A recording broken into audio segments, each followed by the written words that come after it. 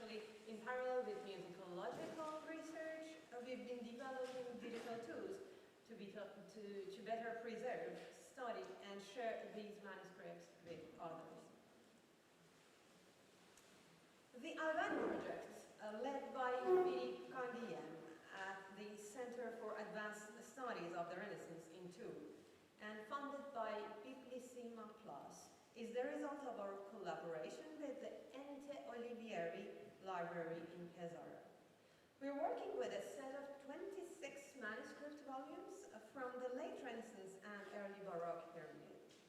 These manuscripts were digitized by the library, and our job was to index every piece, research for related information, concordances, link them with images, and integrate everything to the Recital database and the Biblissima platform. Our outputs include high-resolution images viewable through a IIIF viewer, metadata enriched with musicological details, and MEI-encoded incipits for each piece. So I can show you a little bit of our project.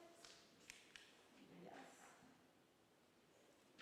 Here, the page dedicated to our project in Recital Data Lab, which is a database of Recital Lab in Tours. So here you have all the pieces, and here you can sort them out with sources. Here you have 26 sources, some more that are related to keyboard or mensural notation. And you can scroll down, you can pick one, for example 645. And here you are on the page of this source, where you can see information related to this source, including the list of the works it includes. And if there is, for example, compositions, they will appear here, folios, everything. And I'm going to choose this one, and here I'm on the page dedicated to the piece, which is identified as being Ballo del Granduca. This piece has, for example, two parts, Ballo del Granduca and Rotta del Ballo. And here you have description, which folio, etc. And here, with this viewer, a powerful viewer, you can see directly the manuscript.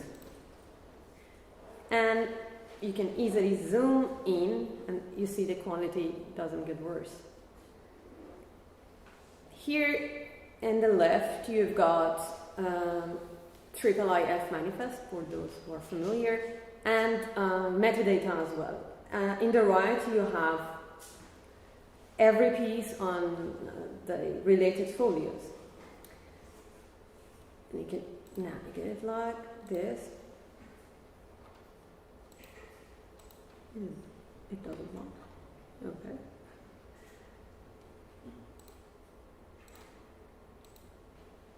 Oh. So this is just one page. That's why. And then you can go to view the score, the incipit we've provided. Here you can see the incipit. And this incipit is shown here, is rendered here by Verovio, thanks to this code. This code is called is in MEI format. I'll come back to it a bit later, but with this you can download whatever format you wish to. You can have PNG, you can have PDF or SVG, or you can listen to it.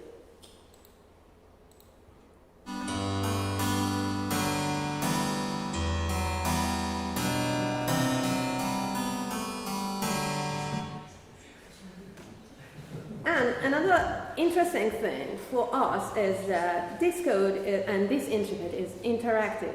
It means that, for example, let me zoom a bit. If I decide to change this, I can go to the code directly, and instead of 0, I can put 2, and the code is changed. So if you wish to listen to it again, okay, it's not right. Or for example, if I want to change the string, I mean the chords, the 7th chords, here 6th chords. So this is very easy for us to manipulate. This is for the, let's go back to our presentation.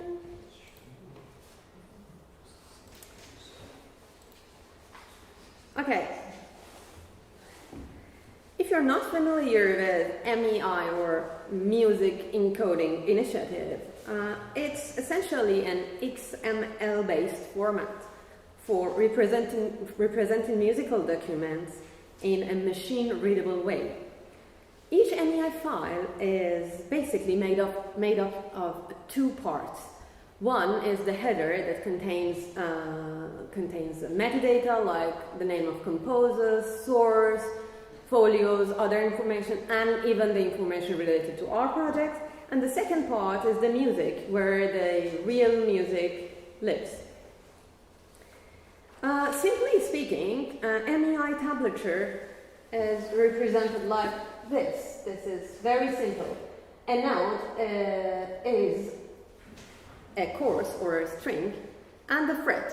So it tells you, okay, the first chorus open would make the first note for us.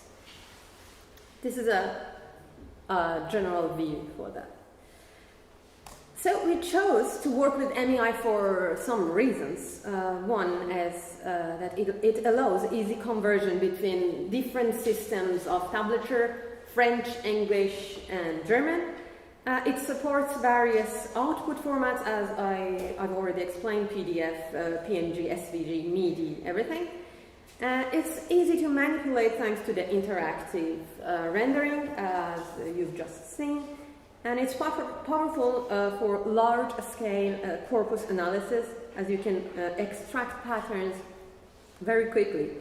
And most importantly, it offers interoperability. MEI is becoming the standard form for early music, I can say, early music encoding, so our data can talk to other projects.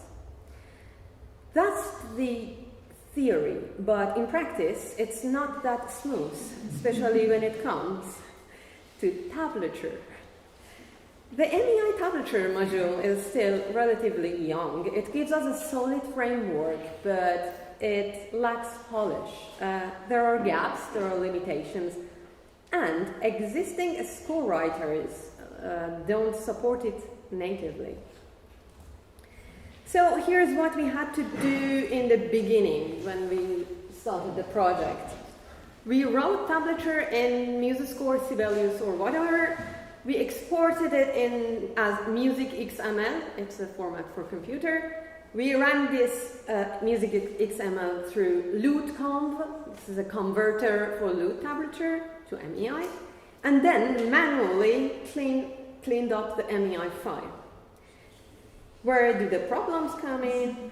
Some elements get lost in translation, and some features don't carry over cleanly. This process is slow, error-prone, and definitely not scalable. This is made worse by the fact that the score writers weren't designed with early tablatures in mind. They assume a consistent metric structure with rhythmic signs, regular measure lengths, modern instruments, and things like this. That's not how these sources work.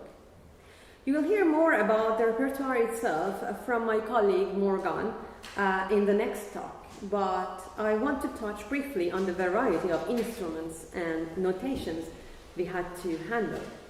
Most of the music here is for lute, arch lute, or theorbo, but we also encountered other instruments.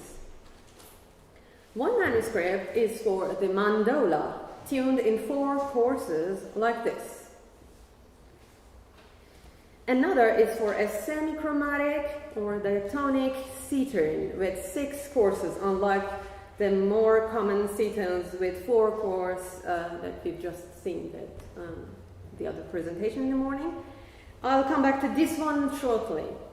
Now, the notational systems are just as diverse. Some pieces have variable measure lengths. Sometimes we have no rhythmic notation at all, and there are some metric signs that function more like proportion in mensural notation, not modern time signature. The score writers choke on this. They expect a grid. What we are working with is a fluid system that reflects both performance practice and instrumental constraints. So what do we need?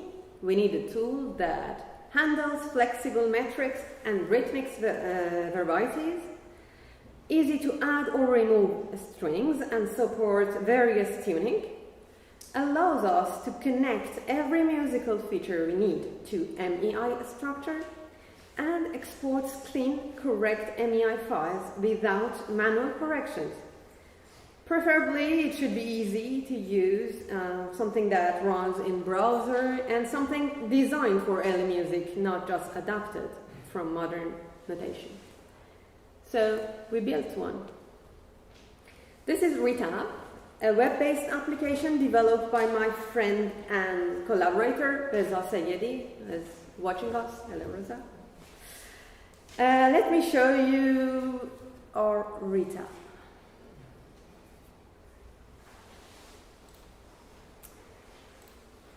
This is Recital. You have those 6 habitual lines, representatives of courses or strings. You can easily start writing your tablature like this. You can have chords, and you can change note durations.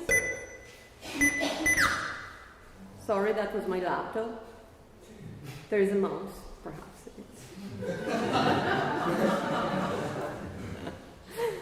Yeah. So you can add measures without any constraints. We can add everything.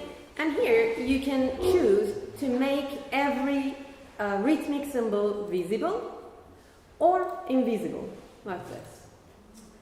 But the practical thing is that once you are done with the whole tablature, you can go to the features, advanced features, and here you can tell Recital to remove all the rhythmic signs or symbols if you don't have any, or just to make them visible when they change, or to repeat them, to make them visible every measure. I mean, the first rhythmic symbol of every measure are visible.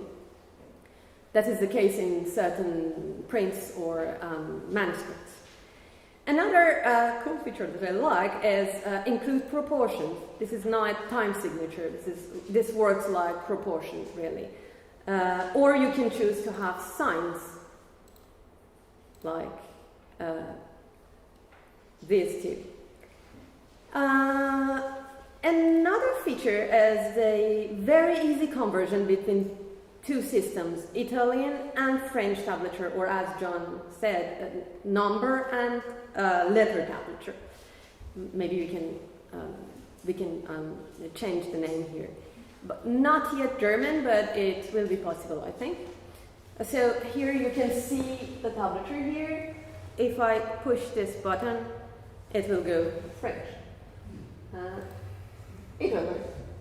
And here you can very easily add strings, like this. Or remove some. So if you choose to have 4 strings, you can have that. And you can here change the tuning. This is E for me, this is A, this is G, or or whatever. And then you can save and continue. Another feature that helps the encoders is the possibility to insert the header automatically. Actually, here you can insert your data, or as I've been using Recital for a while, it knows my data already, my header, so I can choose one from my previous files. And here I can change, for example, the name. This is a test. And when it generates the file, it will consider this header very neat and nicely organized. So I save it, and here I need to save it again. And when it's saved, I just push MEI, and my file is here. So that is it. And because Retab is built with MEI structure in mind, the encoded files are structured correctly from the start. We're still developing it, but the goal is clear. A tool designed for early music tablature of fretted instruments. Let's go back to my presentation.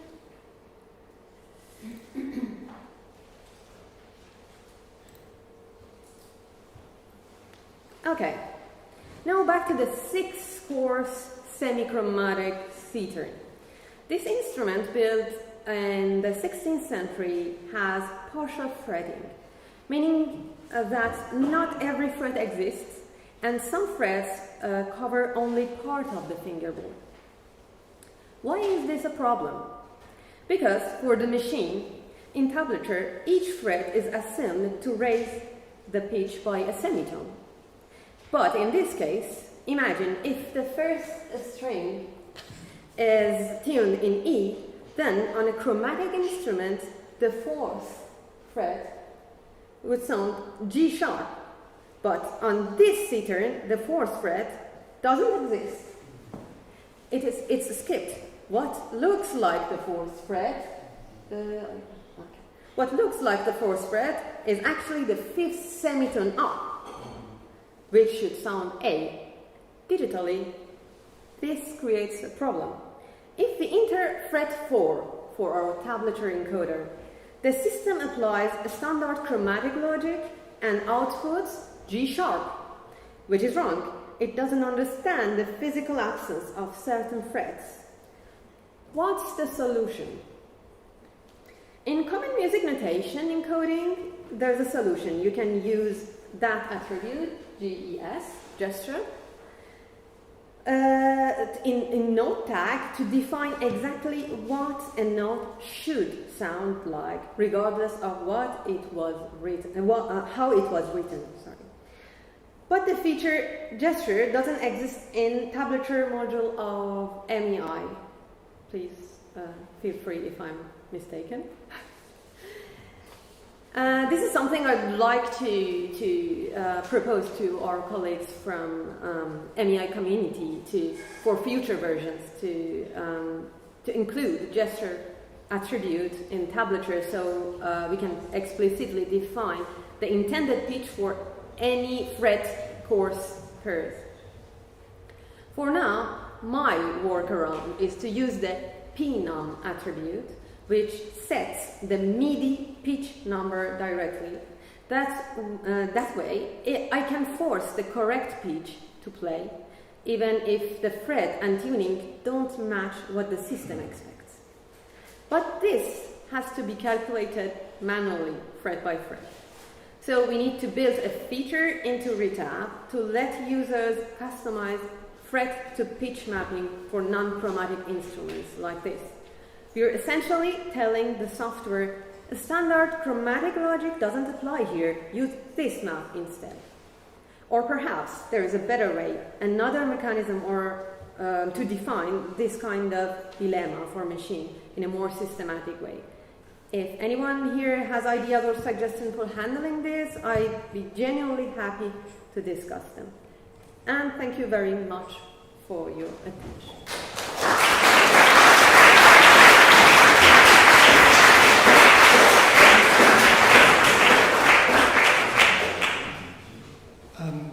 Perhaps before opening the questions to the floor, I would like to add, you're talking about the pitch and the tuning, and we encountered this in our project Vicentino 21. If we're working with much more than 12 semitones in an octave, with dieses and minor semitone and so on. It's a question of relation pitch to pitch names and in tablature as well. And we would talk or call what Vicentino is using as a kind of mensal notation with additional signs for pointing to his ideas of a much more broader tuning system is a kind of tablature, and up to now it's not usable to use it in MEI or any tuning system because this is designed to more or less 12 equally distanted pitches. So what you're asking now for developing should be thought in this sense, because we know from edition of Ottoman music and so on, and Arabic music, it's much needed. But I'm sure there are questions. Persian music as well, like that.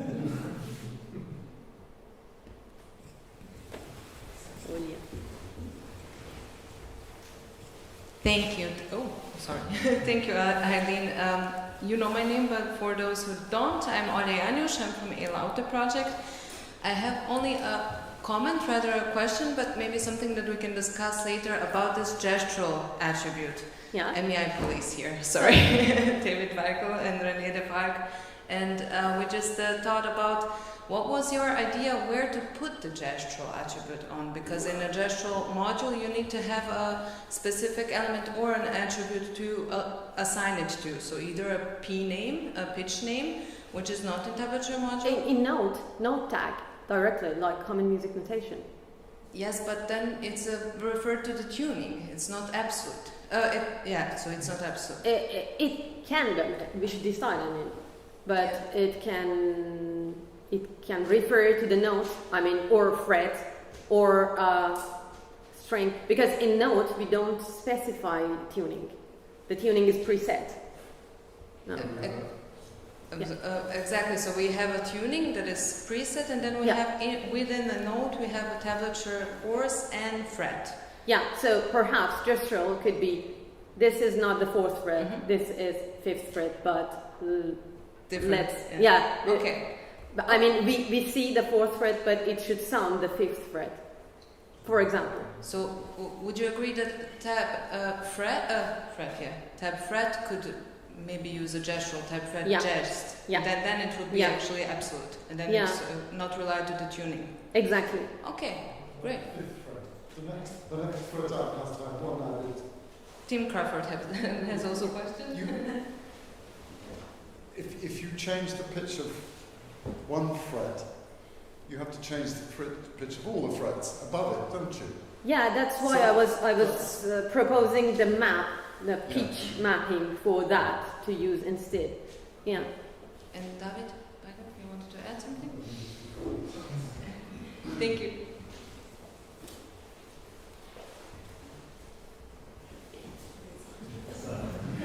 Okay, I do want to answer. We've already talked, but I just wanted to congratulate you on the editor you've shown. I think it looks really useful for this community and wider. I remain very keen on interoperability, so that different tools can send data from one to another. Maybe do you want to say a little bit about plans in that direction? Or Yeah, is it sure. too early? Sure. Actually, the connection between retab and you mean that? And other tools, for example. Actually, we've been. I'm obviously, I'm biased here, but I think it would be so useful to be able to. Yeah, actually, we were thinking of having retab as the editor of MEI friend, so that everyone has access to an editor and then to MEI friends to polish everything up.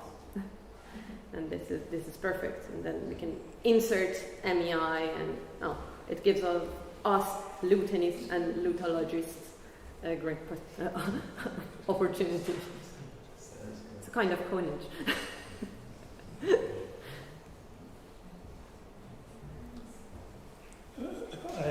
May I add a question from the perspective of normal people?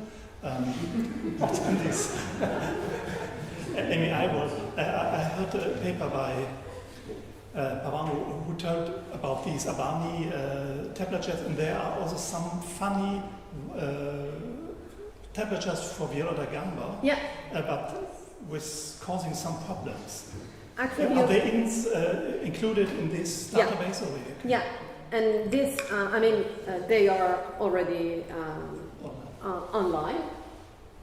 You can see them here. And I can tell you afterward, it is, I think, Morgan helped me, it's like 509 for viola da gamba. There are 5, but one is missing. No, I'm talking about viola da gamba, not natural limitations. Yes, it's for viola da gamba, the yes. one that has viola da gamba and keyboard and lute inside. Yes, there is one manuscript that exists. 509. That is no. I'll give you the number afterward. But the viola da gamba can be intabulated, encoded via retab as well, because it still deals with strings, courses, and frets. The logic stays the same. You shouldn't say strange to a viola da gamba player. Oh.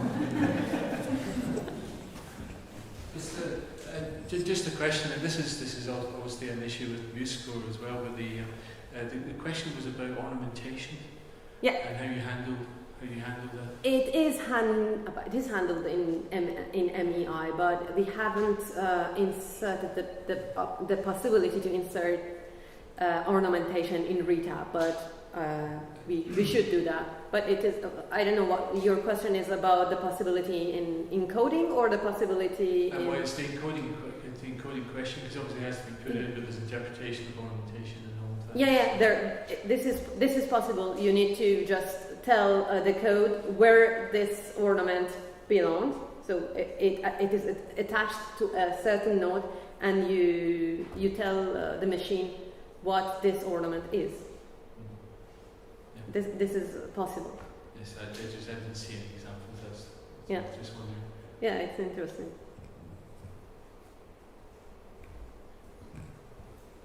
Okay, thank you. Thank you very much.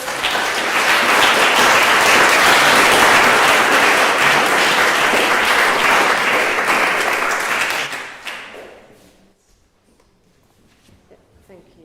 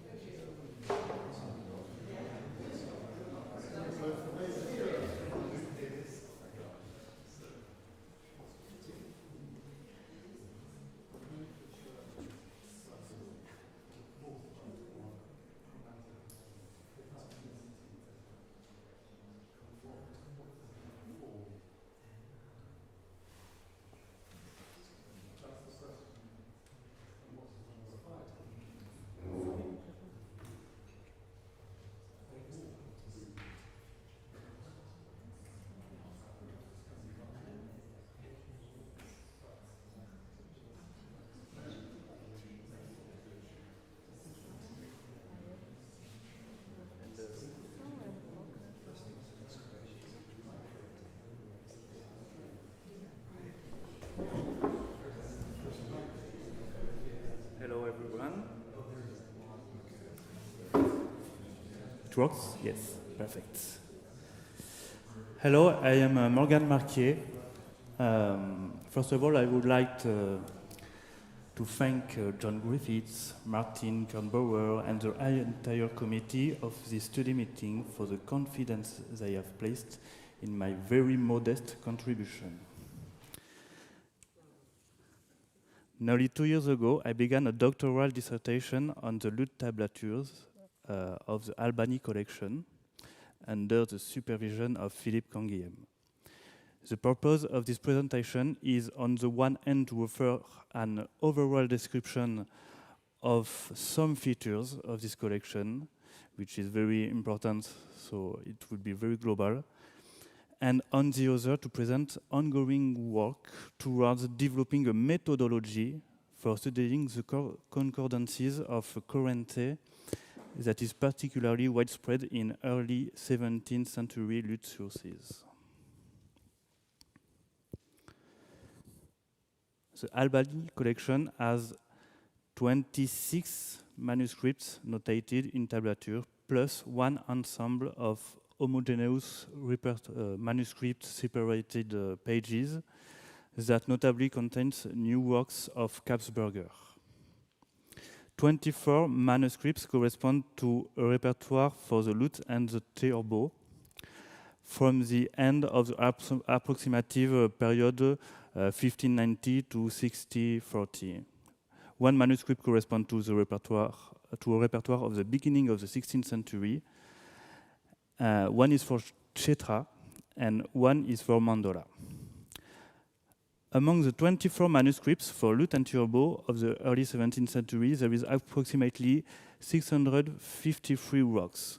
To give a sense of the significance of this collection, one may compare this figure with Victor Coelho's indexed corpus, which contains 45 manuscripts for a total of 1,729 works.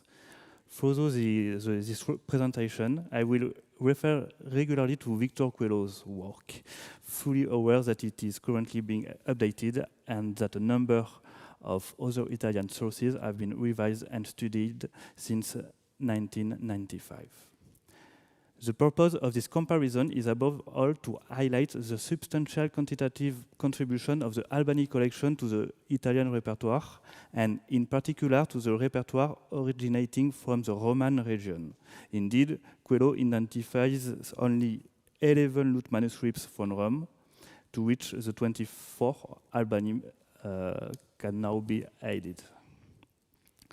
As we shall see, and here I am anticipating some of the results of the study, the dating of the Albani manuscripts is on the whole somewhat earlier than that of the Roman manuscripts already examined. This collection therefore allows us to form a clearer picture of the lute and theorbo practice in Rome prior to the manuscripts that were previously known. The study of the Albani collection brings to light at least two categories of manuscripts. The first category, comprising 12 volumes bearing the name of their owner, Orazio Albani, shares the same copyist, and they are all notated for the lute with 7 or 8 courses, reflect a late Renaissance aesthetic. One of them even bears a date, 1594, and are characterized by a high level of compositional refinement and instrumental sophistication. Almost all of these manuscripts contain one or more works by the Cavaliere del Liuto Vincenzo Pinti. Some of them also include works by Santino Garci and Lorenzino Tracetti.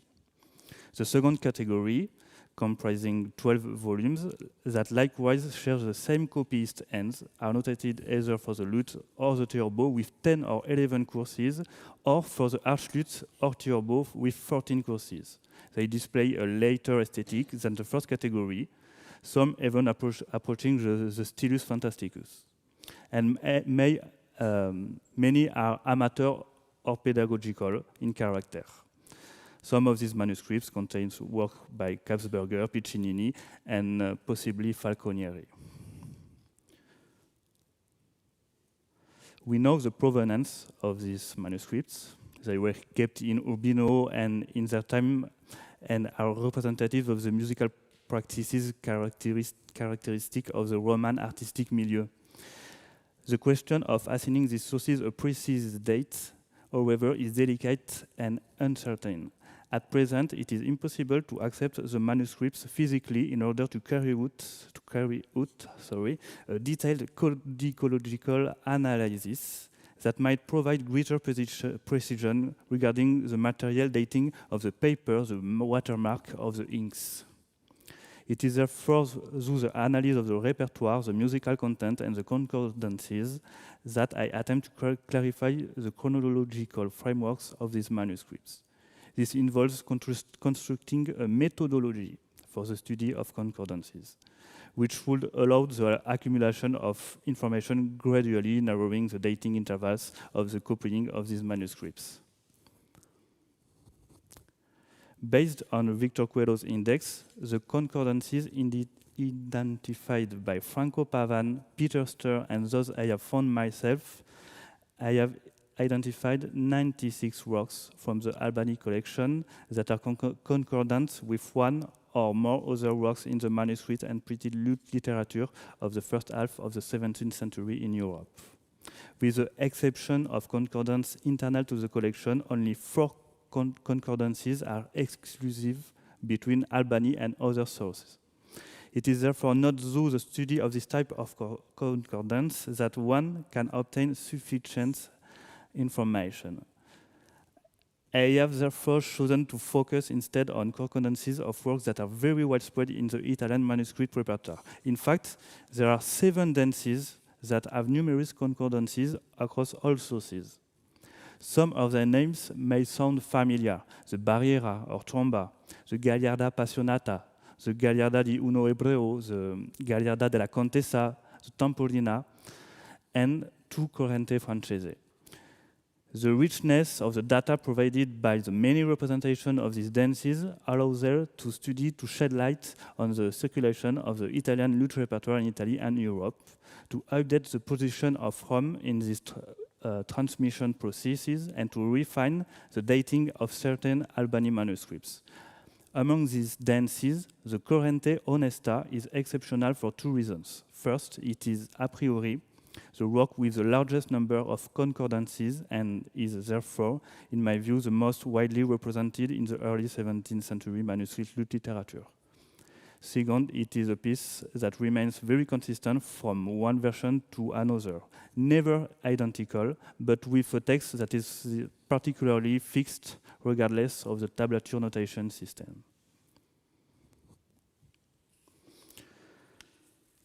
Among the 20 recorded versions of the Corrente Onesta, 18 are notated in Lute.Tablature, 1 in alphabeto for the baroque guitar, and 1 in keyboard tablature. Of the lute sources, 10 come from Italy, and the versions from the Albani collection are added to 2 versions from other Roman manuscripts, indicating a particularly strong presence in Rome of this Corrente. The other versions originate from various European regions, Germany, England, Netherlands, Czechia, and are notably representative of a diversity of notation systems in Italian, French, or German tablature. This Corrente is sometimes accompanied by a title that may indicate a French origin or a variant of the Hermetic appellation Onesta. The dating of these manuscripts spans the period from 1603 to 1655, with, unless I'm mistaken, no versions attested in the 16th century sources. The implementation of this methodology for studying a relatively large number of concordances is inspired by a short but excellent article by Jean-Michel Vaccaro on the 25 concordant sources of a Courante by Dubu. To ensure continuity with this work, I compiled the last table on the basis of a corpus of 19 articles and books that examine one or more sources relating to the Corrente Onesta. The primary aim was to draw on musicological research in order to assign to each version of the Corrente the most precise possible provenance and dating. In summary, the following emerged from this study. The 10 Italian lute versions fall into 3 distinct groups of manuscripts, depending on the region of origin. There is Florence, North Italia, and Rome. First, the three sources from the Florence area correspond to the earliest representation of this work in Italy, with dating restricted to the period 1607 to 1615. These three sources all share the inclusion of the word Onesta in their titles, whereas the other Italian sources more frequently use the expression Corrente francese. Among these Florentine versions, Rome 570 and Nuremberg 3 are almost identical to one another, even in sections of the work particularly prone to variation. Furthermore, Coelho noted that N2 of Rome 570 is identical to the principal end of Nuremberg 3. These two sources are thus closely linked and may have been copied from one another within a short time interval, or each may have been copied from a common source. The version of Naples, however, differs from this earlier version through different harmonic choices. The two versions from northern Italy correspond to a particularly wide dating interval, refer to France in their titles. The use of a lute with 7 or 8 courses in these manuscripts, later than the Florentine manuscripts, is in contrast present. Florentine manuscripts are for 10 courses, but are before the North Italian manuscripts that are for 7 or 8 courses. So there is not with the instrument logical of if we had more courses, the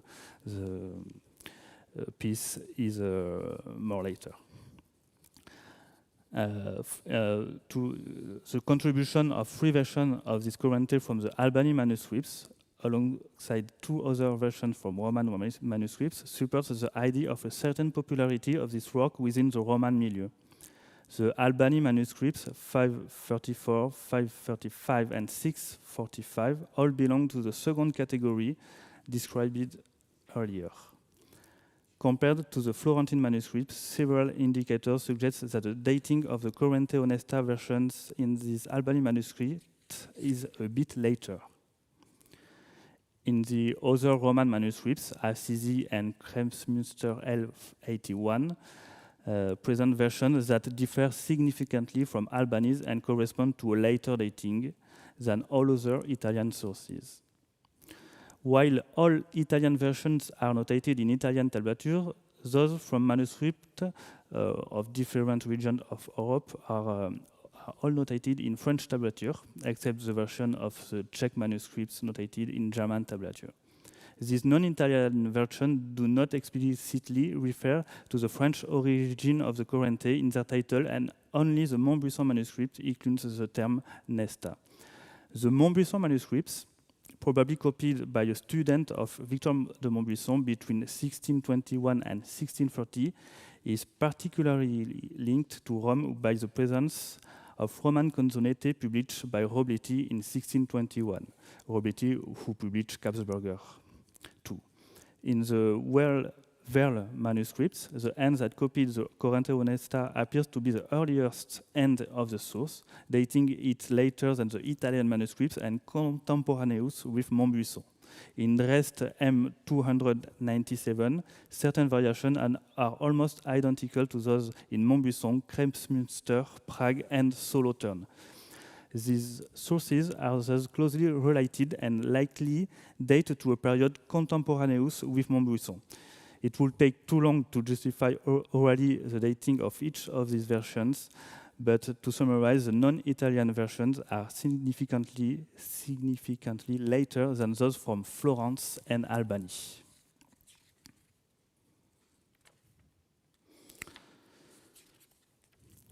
Focusing solely on the 18 lute versions, one observes a strong similarity in their musical content, with variants noticeably less pronounced than those found in the 6 other most concordant dances of the early 17th century Italian repertoire. Some criteria, however, are significant indicators of regular variation, such as the instrument, the type of tablature, the musica ficta, and ornamentation. A detailed analysis and musical comparison has shown that the 2 criteria that particularly linked certain sources are the closeness of certain written variation and the structure with the presence or the absence of variations. From a methodological standpoint, to facilitate the comparative study of a substantial set of concordances, I produce this type of collage. We can zoom, in fact, which allows for an easy visualization of different versions. One can thus quickly observe difference in the length of the work, notation, ends, and point of similarity and divergence, without the need for a transcription stage that would require an interpretation of the polyphony and the rhythm and take a lot of time. The structure of this binary dance follows the usual construction of a Corrente, consisting of 2 sections, each including 2 phrases. Some sources also add written variation of 2, 3, or 4 phrases, depending on the presence of written variation added to the 4 simple French. 2 groups of works can be separated. The first group, on the upside, comprise 9 works presenting a simple version without written variation, and the same number of 32 measures. And the second groups comprise the 9 works with variations, for a total of very variable total of number of measures. Sorry. The solo turn, Assisi, Dresde, and Montbuisson version are the most developed, presenting variation for each of the 4 phrases of the Corrente. Kremsmünster and Prague share an identical structure with variation in the 2 phrases. Verlenborg version also share an identical structure. Pesaro-Bedis shows an incomplete structure. We will not go into the detail for that. But the important is to precise that all the versions of the second groups are after the date of 1620. And all the versions of the first group are before the date of 1620. So the identification of 2 distinct periods of dissemination of the Corrente Onesta allows to place Albani in a range of 1610 and 1620, which is consistent with the attestation of the 10-course lute in Rome from 1611, with the book of Kapsberger, and with other concordance of these last manuscripts. Such dating would also place the performance of this French Corrente in Rome earlier than in other Roman manuscripts, containing and would help explain the musical gap between the Albani versions and the more developed Assisi and Kremsmünster L81 version. The correlation of the musical analysis with the dating interval of the version reveal these 2 phases in the circulation of the Corrente Onesta, and we know that in the Roman manuscripts we have firstly the Albani versions, who came like 10 or 20 years after the version of Kremsmünster and Assisi. The presence of this current of French style and origin in the Albani collection further highlights the particularly early introduction of this repertoire into the Roman milieu. Contemporary in Rome with the Corrente by Kasperger, the Corrente Onesta reflects a stylistic practice distinct from the Roman Corrente, closer to the characteristic of French music and in an older and less innovative style. There is in Rome at this moment a coexistence of older practices and the practices of the Nuovo Musiche, and the Albani collection is represent a lot of information we have with the repertoire in Albani collection go in this way. Thanks for listening.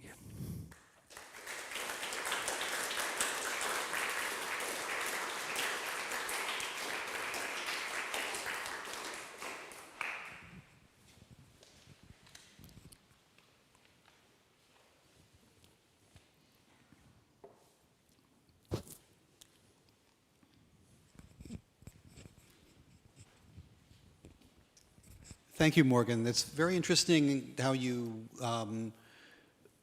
are sorting out what is now become an explosion of interest in concordances. I mean, I think we all know of John Robinson's very useful supplements to the Lute Society newsletters, in which he identifies dozens, even hundreds of concordances of a single piece as they circulate throughout Lute manuscripts, and then of course the databases bring even more concordances, and it's come to the point where now you look at these concordances, dozens, sometimes hundreds of a single piece, and they lead in so many different directions, because what I was trying to do with my book, whether it was successful or not, was try to identify concordances à l'intérieur of the repertory of the 17th century, so that most of the concordances I was trying to identify would lead into some sort of connection, hopefully, with other manuscripts, whether it's a scribe or an owner or a regional tradition. On the other hand, we have all of these concordances now from England, and the Hamburg manuscripts and the Frankfurt manuscripts, and all of these that do not represent connections between manuscripts at all, but rather of maybe acknowledging a large-scale circulation of very popular melodies and tunes throughout Europe, sometimes moving between tablature styles, from letter tablature to number tablature, etc. So, having said that as a little preface, I like how you're really trying to distinguish between all these things, because I think that we're swimming in a deep ocean of concordances that's being produced digitally through digital means, and it's making work. It's enlarging our mind about concordances in our universe, but it's also complicating it as well, in terms of making it more difficult to try to find actual paths that connect manuscripts and people. I know that you've also dealt with a number of, a three-part system of evaluating concordances, and I was wondering whether you might just explain a little bit about your trois niveaux of concordances. It's in fact, I justified at the beginning of the study, but this is one of the characteristics of the Corrente Onesta. All the versions are very close, very, very close. So if we compare with all other concordances in Lute repertoire, and it's level 1, this one. Yeah. And that's why I was attracted about this, because it's never exactly the same, but it's very literally changed. So it gives idea of a circulation which pass by the written music.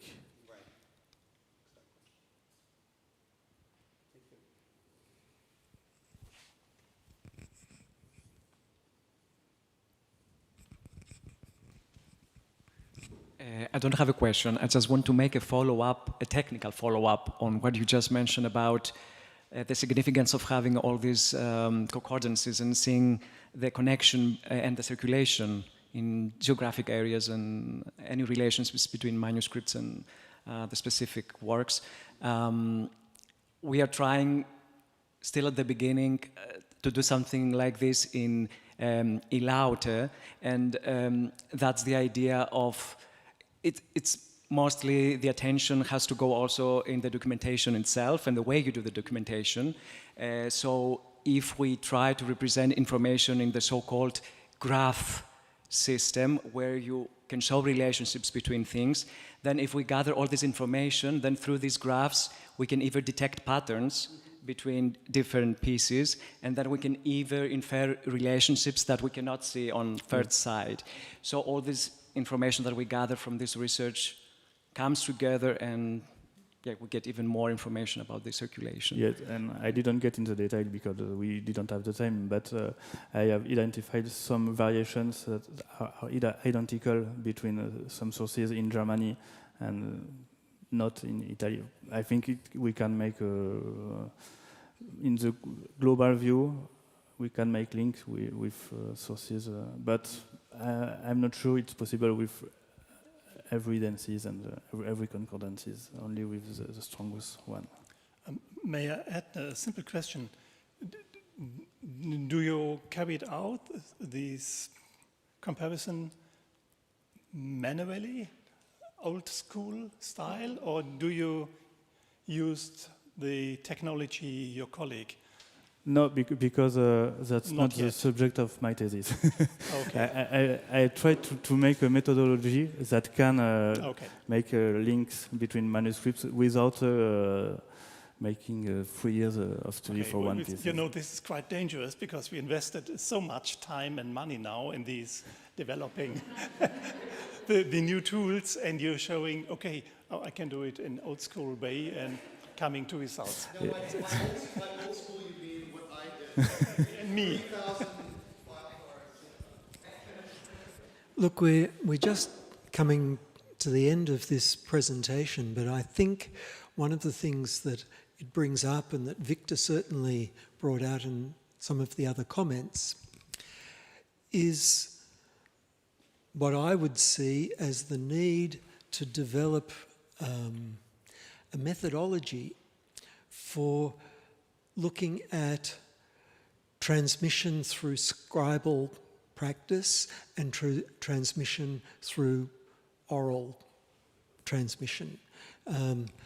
You know, there are so many, the flood of concordances, as we say. You know, some of us that have looked at these things over a long time have come to see that a lot of the concordances, even ones that are quite close, you can't find any reasonable way of connecting them as having a scribal connection. There's, you know, we don't know much about the common pool of pieces that were being played by everyone, you know, and you think about how many kids with their electric guitars these days play Stairway to Heaven and write it down in tab, and it's all exactly the same, and they don't know each other, right? You know, the world is like that. And so I would welcome any discussions or developments later on as we go through this thing, or for future study, about trying to track down some things about methodologies for working out scribal practice or oral practice.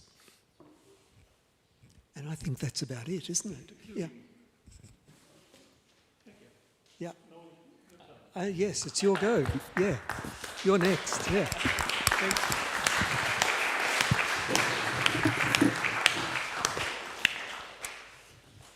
And so you've got to get the headphones.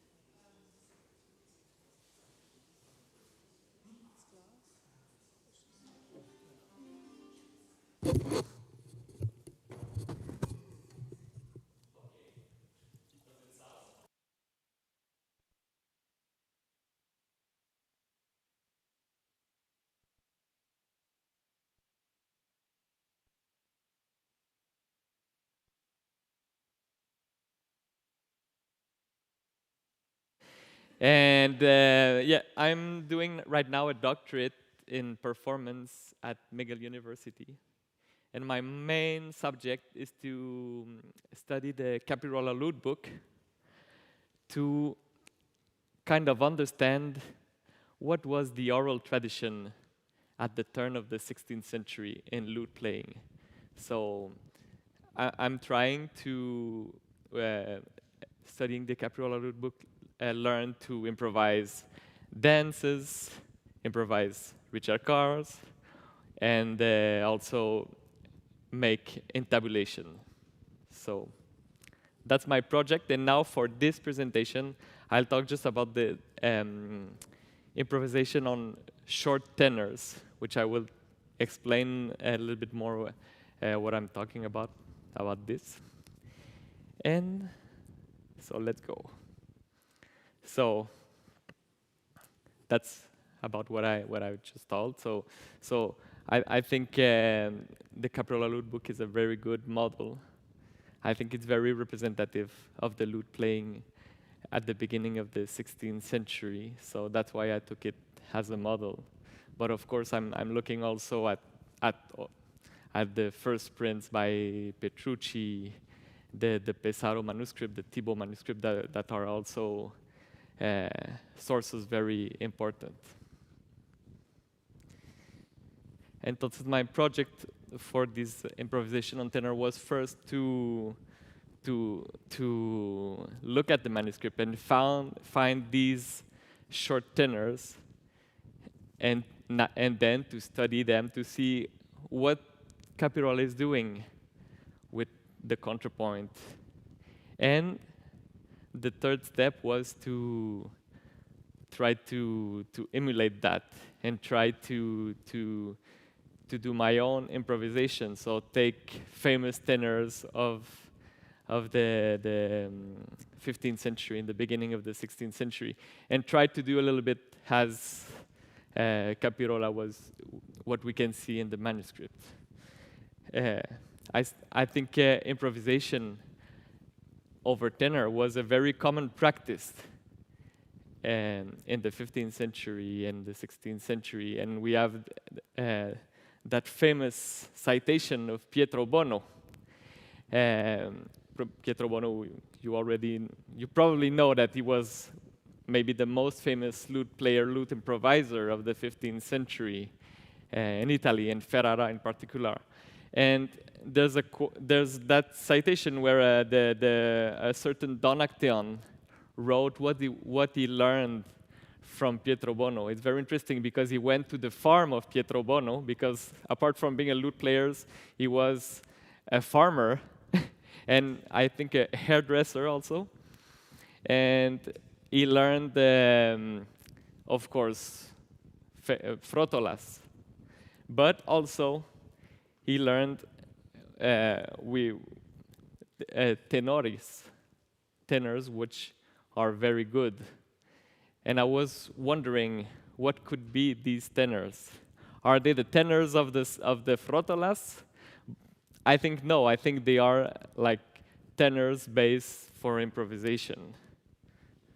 Because then, 50 years later, we have that text by Diego Ortiz to introduce his recercadas over what he calls canto llenos, que en Italia llaman tenores.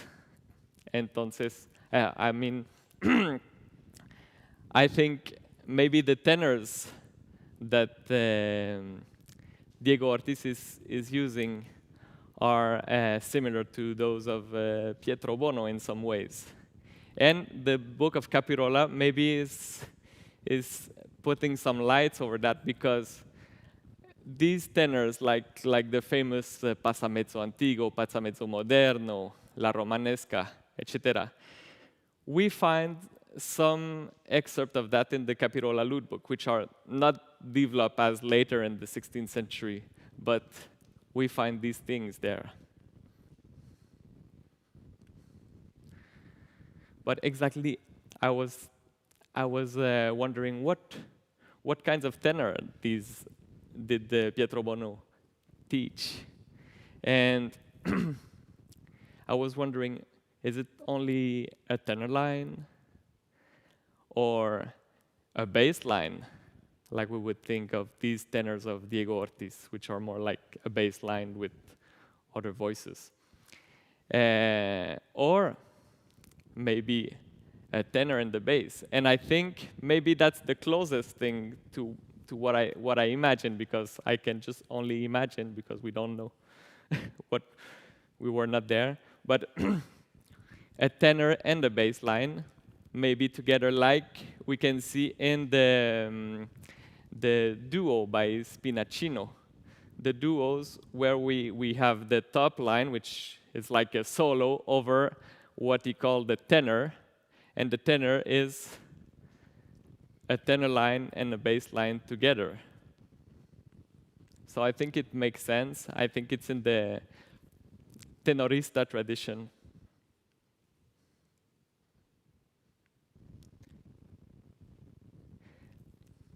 So, well, I found these examples in Capirola that I will show to you.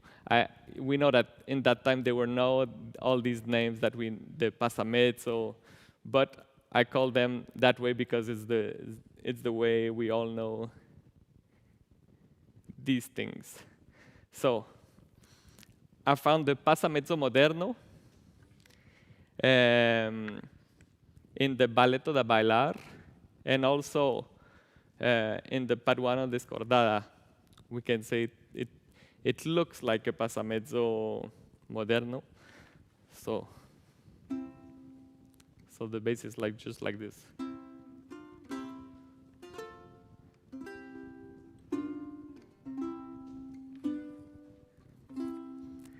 This is the pasamezzo moderno over which the Balletto da Bailar is constructed, which I will talk about a little bit later. And then we have one version of the pasamezzo antiquo,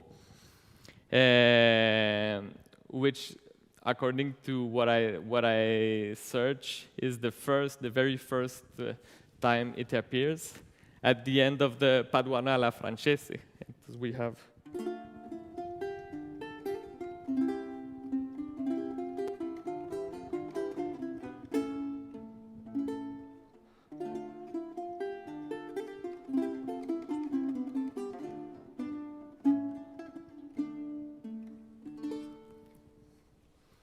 And then we have what we call the foglia or the romanesca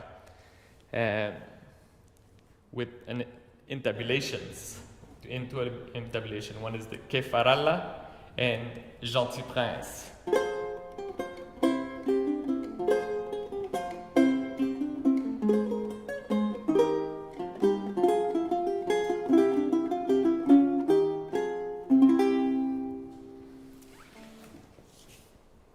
So now, what Capirola is doing with these short tenors? I find a very good resource to understand what he's doing in the Peter Schubert's Model Counterpoint Manual, because he points out 3 contrapuntal models that we can see all the time it's all over the place in the music of the 15th century and the 16th century, and in the Capirola Lute book, it's hard to find places where he's not using one of these models. So, sometimes just a little thing about those models. So the parallel third and the parallel sixth models, I don't know any sources of the Renaissance that talks precisely about this model, but the parallel 10th model, there's some sources that talked about it, and I will tell you later. So the parallel 10th models, it's maybe I haven't looked in everything, but I think it's the most common model in Capirola. It's a 3-voice.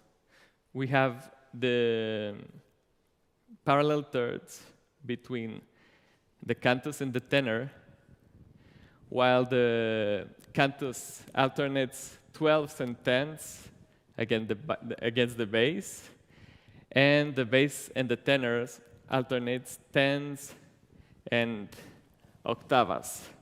So, as an example, in O mia cieca e dura sorte, an intabulation of Capirola, we have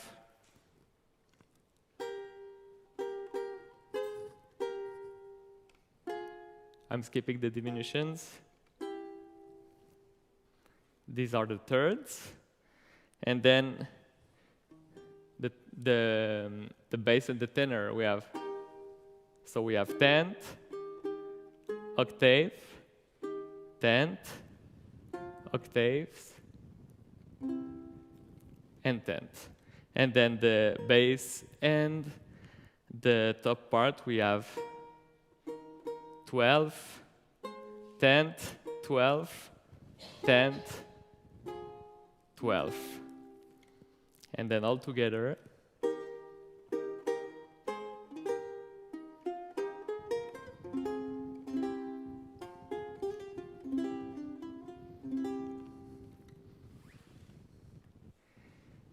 And the parallel 6 model, it's almost the same thing.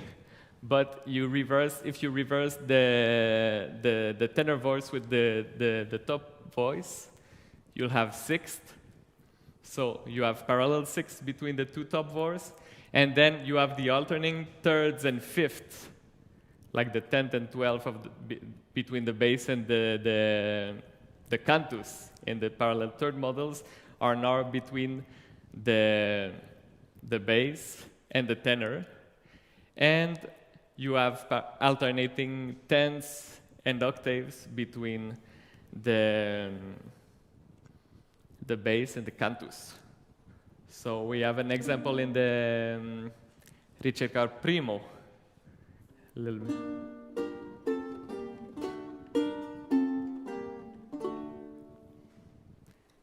That's sometimes in the what we see in the music, there's a big fluidity. You can have two measures in the parallel 6 model, and then one measure in the parallel thirds, and then you go for a cadence in the parallel 6 model.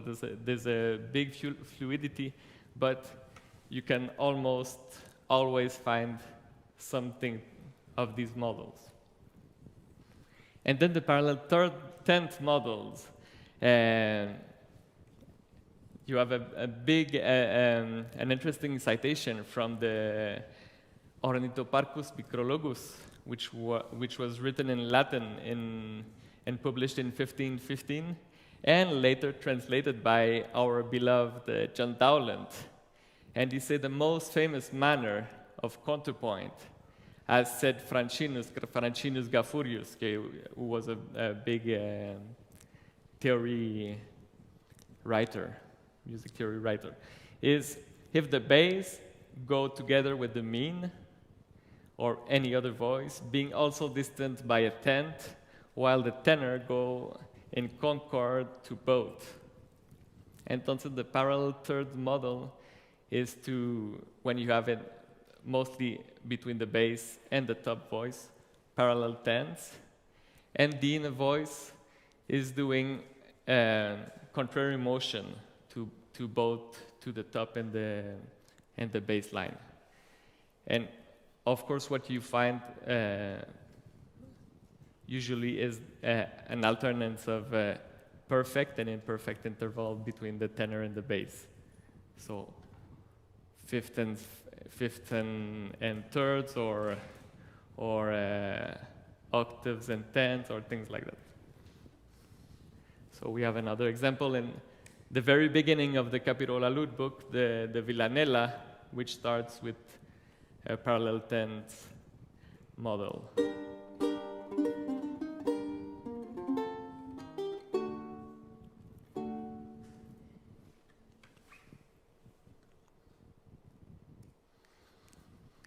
And now the Balletto da Bailar, which is an example of the Passamezzo Moderno. But it's not that modern because it's an example of the 15th century Italian ballo tradition. And it's interesting because you have this passamezzo moderno, which is repeated 2 times with a little different voicing. So, but I think this is difficult to know which was the first voice, the ground, like the tenor, what we would say the tenor of the music, because the tenor voice, to me, sounds very, it's very stepwise, and it's a very good melody that I think could be the base of the dance. So.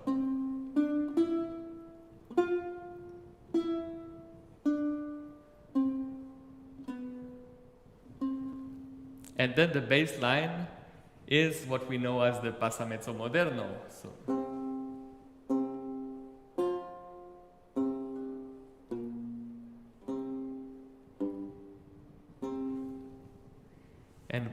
But maybe, as I thought, Pietro Bono maybe would have teach this tenor. Maybe the 2 voices together are the tenor. So we have tenth, octave, tenth, tenth again, octave. To me, it's a good tenor.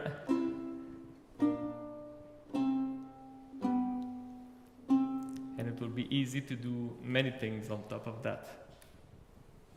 And what Capirola is doing is to do the parallel third model, a very strict parallel third model. So he's putting thirds on the top with some little diminutions. So we have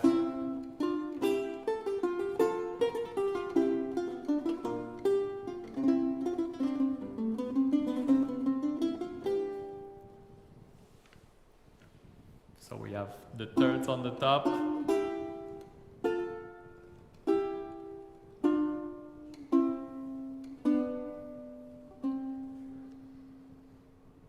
And he's repeating a second time the passamezzo formula. But now the bass line stays equal, and then the tenor and the top goes in strict parallel motion with some little embellishment. So.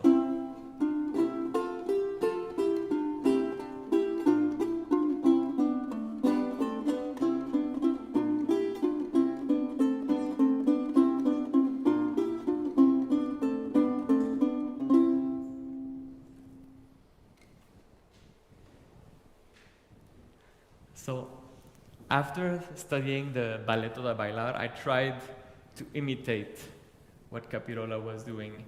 And I was looking for a balletto that would have a similar melodic line or a similar bass line as the Passamezzo Moderno. And I found in Ingrata, it's a very famous ballo that we find in the Domenico Piacenza 15th century treatise on the art of dancing, but we find it in many places. So I take this melody as the tenor of an experimentation. So the melody is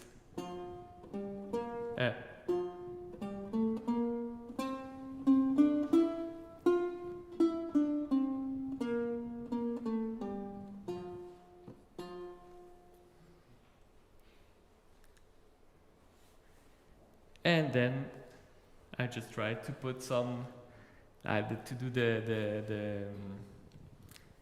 the parallel third model. So the first step, put some thirds.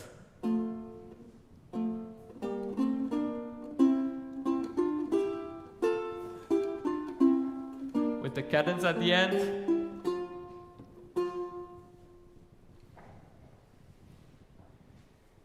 And then the last, well, not the last step, but the other step was to add the bass line, which this was maybe the most complicated part of the process, because the rhythm could be anything. I could follow exactly like the tenor, do exactly the same rhythm, but it turns out to be not that beautiful doing a strict parallel third models. So I found that if we do a dotted half, quarter, and half note, it was working well. I could do the alternation of thirds, of tenths and octaves all the way through, and it sounded good. So that was a little bit of searching, but so.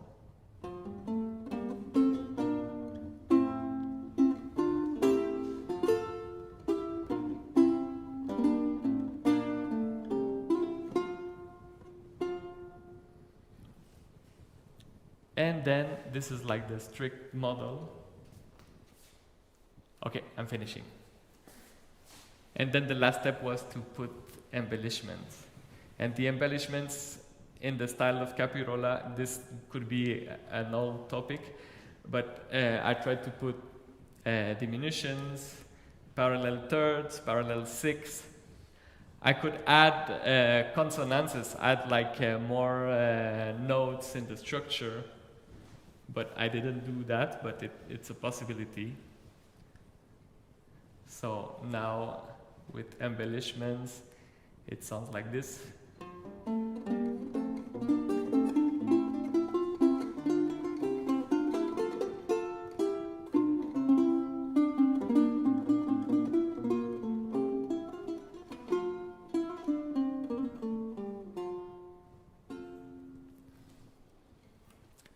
And well, just to conclude, I think after trying to experiments on this short tenor, I think I can say that it's quite easy to improvise with those kind of models, with the parallel third, parallel sixth, and parallel tenth models. I think any musician could do that at the time. And then adding embellishments. And also, I think maybe the hardest thing, but maybe the most crucial, is the relationship between the bass line and the tenor, always alternating perfect and imperfect intervals. But this is more a question of get accustomed to that. So that's my presentation. Thanks a lot.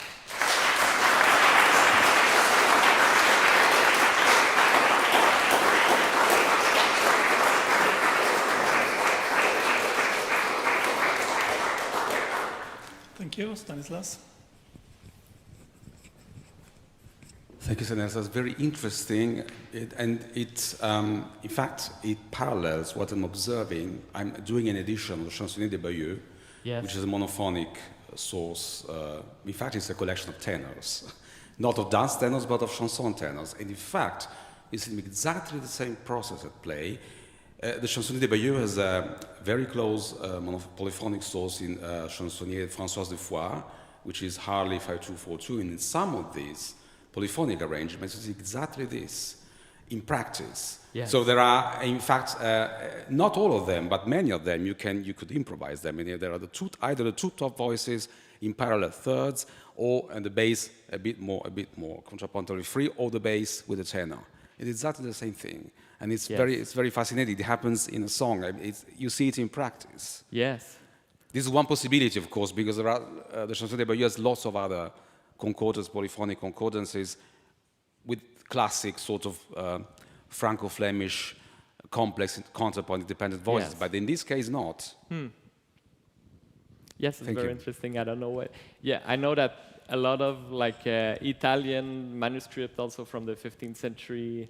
I was working on the Serafino Aquilano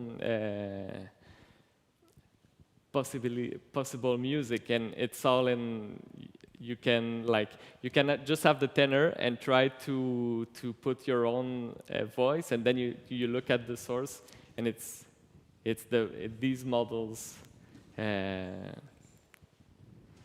as it is. Yeah. You can add that we're doing it in Schola for many years already. If you're studying here, you have you're trained this way, and there is a treatise, Guglielmus Monachos, end of 15th century, who is describing all this, which you can find in the polyphonic, composed music, as well in these semi-improvised versions, and what musicians did without using any written note. So that would be nice looking at it, yes.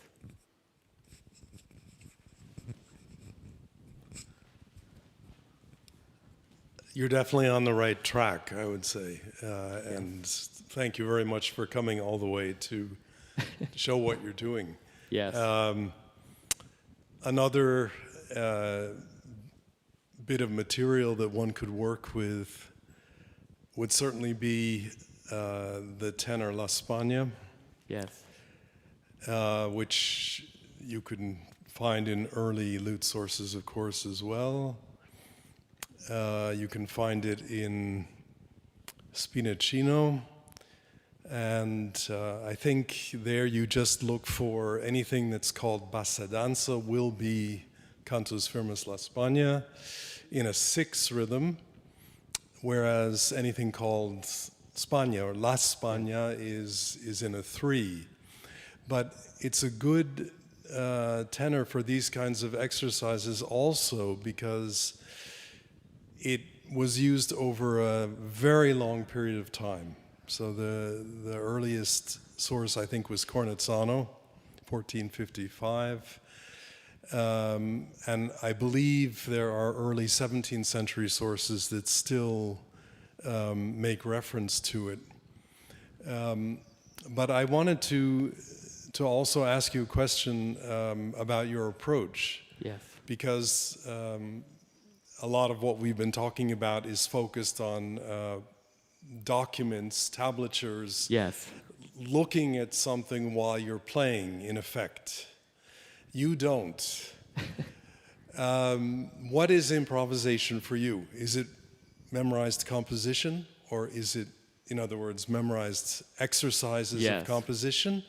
And how do you say a few words about how you personally work on it? And why maybe also you did speak a little bit about why you chose the lute source that you chose. But tell us a little bit about your approach. Well, I think first of all, the first thing I try to do in life, it's try to, in my musical life maybe, it's try to get nearer possible as how the people in the Renaissance were thinking music.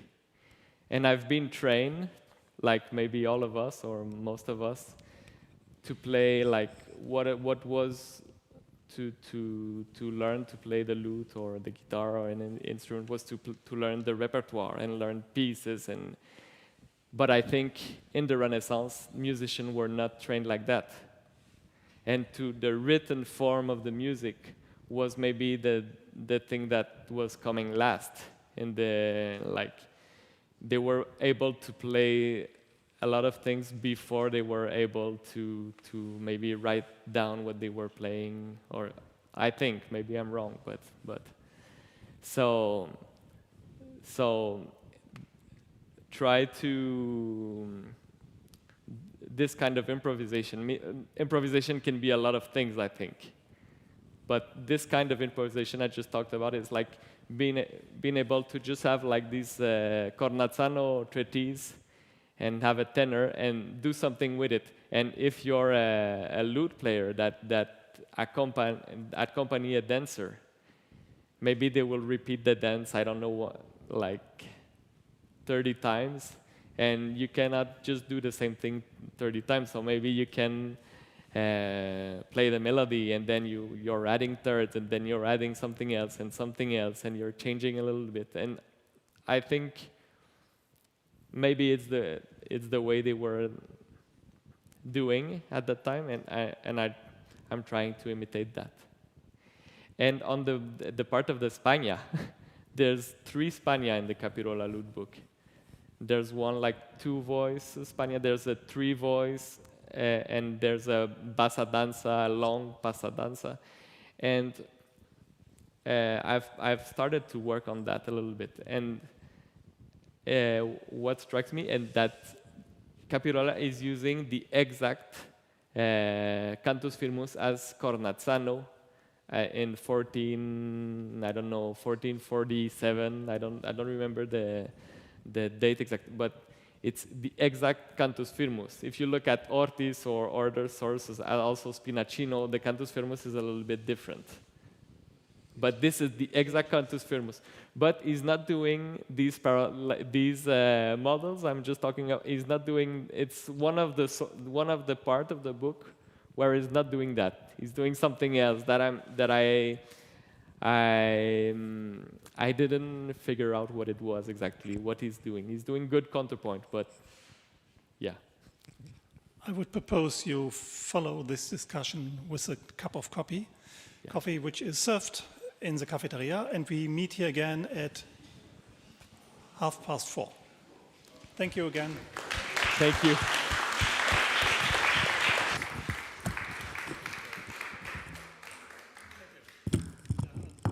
Now you should do it with all the music of the time.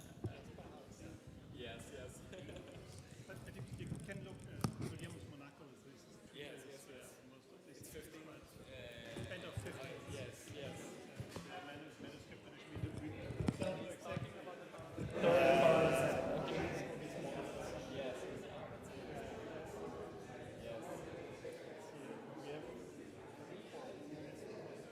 Started in the 1970s as a Schola Cantorum and working with they developed this practice. Yes. So we have now a very strong tradition of this in the medieval department as well as the Renaissance department. Yes. Where you have this tradition up to the 18th century. This is exactly the design. Yes. And they do it. Yes, we did. Yes, yes, yes, yes. And they're doing it. Wow. Yes. Even if you read the descriptions of the, if you're applying for a chapel master or something, or in the singer, yes. in Spain, what they have to do, they have with the both to sing with those instruments. Thank you. Encantado, me ha parecido súper interesante. Sí, bueno, bien. Me gusta mucho este final con las definiciones. Sí, así. Era el instrumento, me acuerdo. Sí, yo lo hice yo, es otra experimentación. Hago las cuerdas también, son cuerdas de tripa. Sí. Anda. Sí.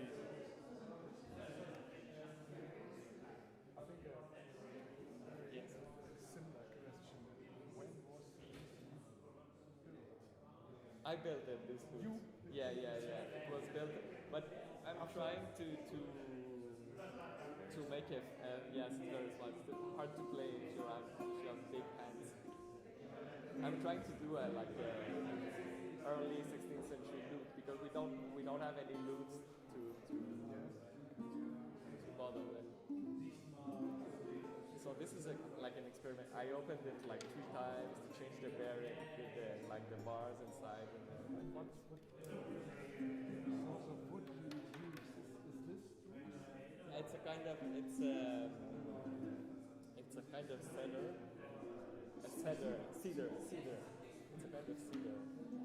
It was a rooftop in Canada. Yes, you see the nails.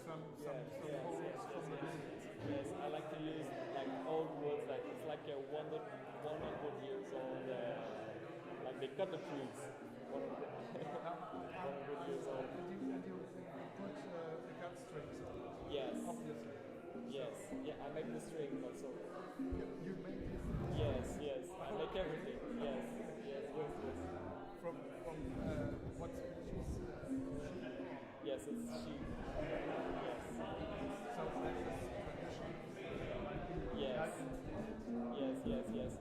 I send it with the horsetail, the plant. It's a plant. And they, like Mersenne is talking about that, like you. Well. And how many threads do you have? 1, 2, 3, 4, 5. Okay. I mean, it's, I was somewhat surprised when you on this tape. Yes. I thought to myself, wow, there's no lute like this. You can't find it. And the back is equally built from stone wood. Yes, it's how do you call that wood in English?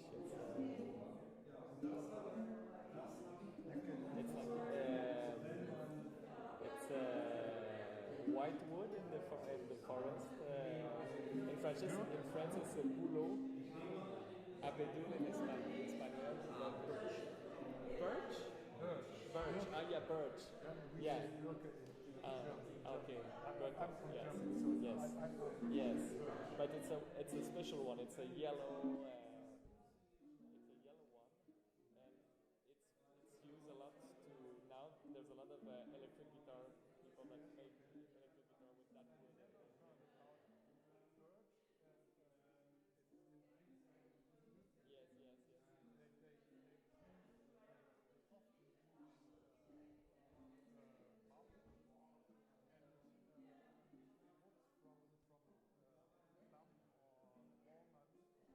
Yes. Yes, I'm using a lot of walnuts also, but yes. You're building? Yes, I'm always building an instrument. I'm mostly building for myself. Sometimes I sell some, but it's more for myself. It's more yes.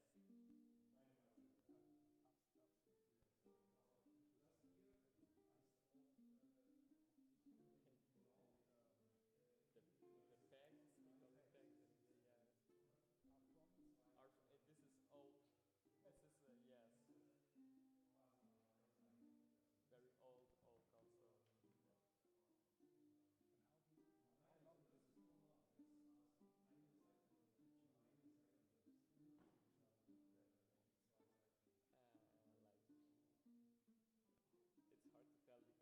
hard to tell because I'm doing a lot of things. Yes, but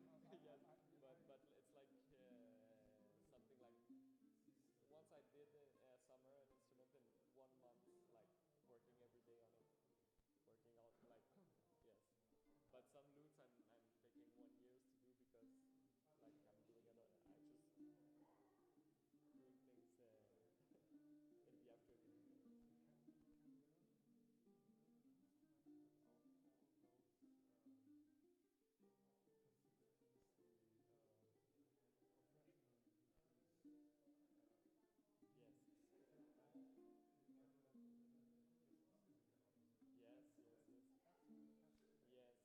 Yes.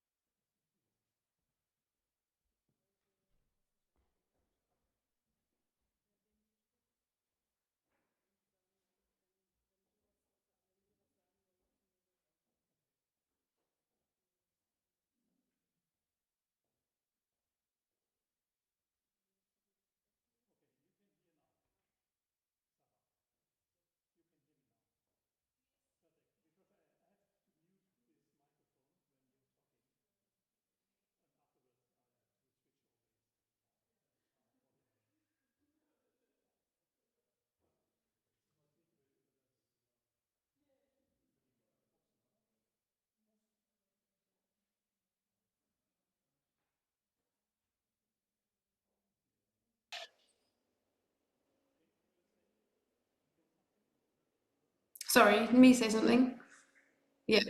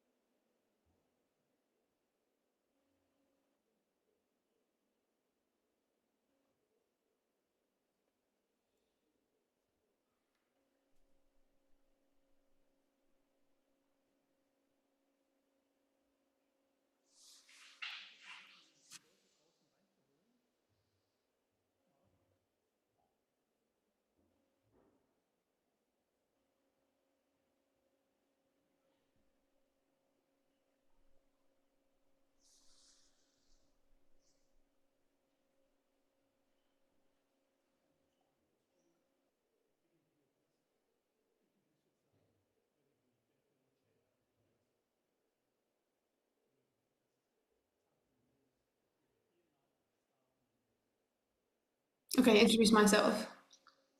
Yeah, okay, great.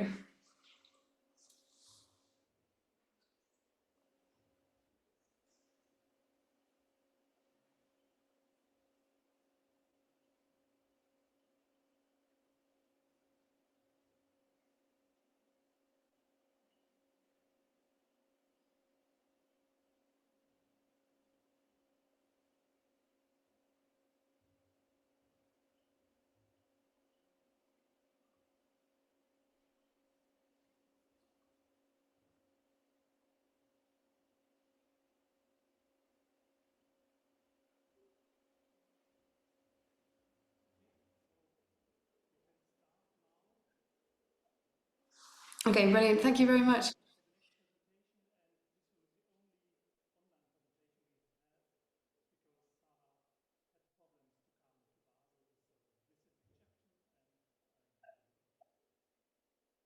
Thank you very much. Yes, I'm Dr. Sara Saloom, speaking to you from Newcastle in the UK. And I first want to say I'm so very grateful to the conference organisers for being so accommodating and hosting me online this afternoon. It's an absolute pleasure to be here virtually. and it's my privilege to share some of my recent research on the accomplishments of female lutenists from early modern England, which formed my successful PhD thesis last year.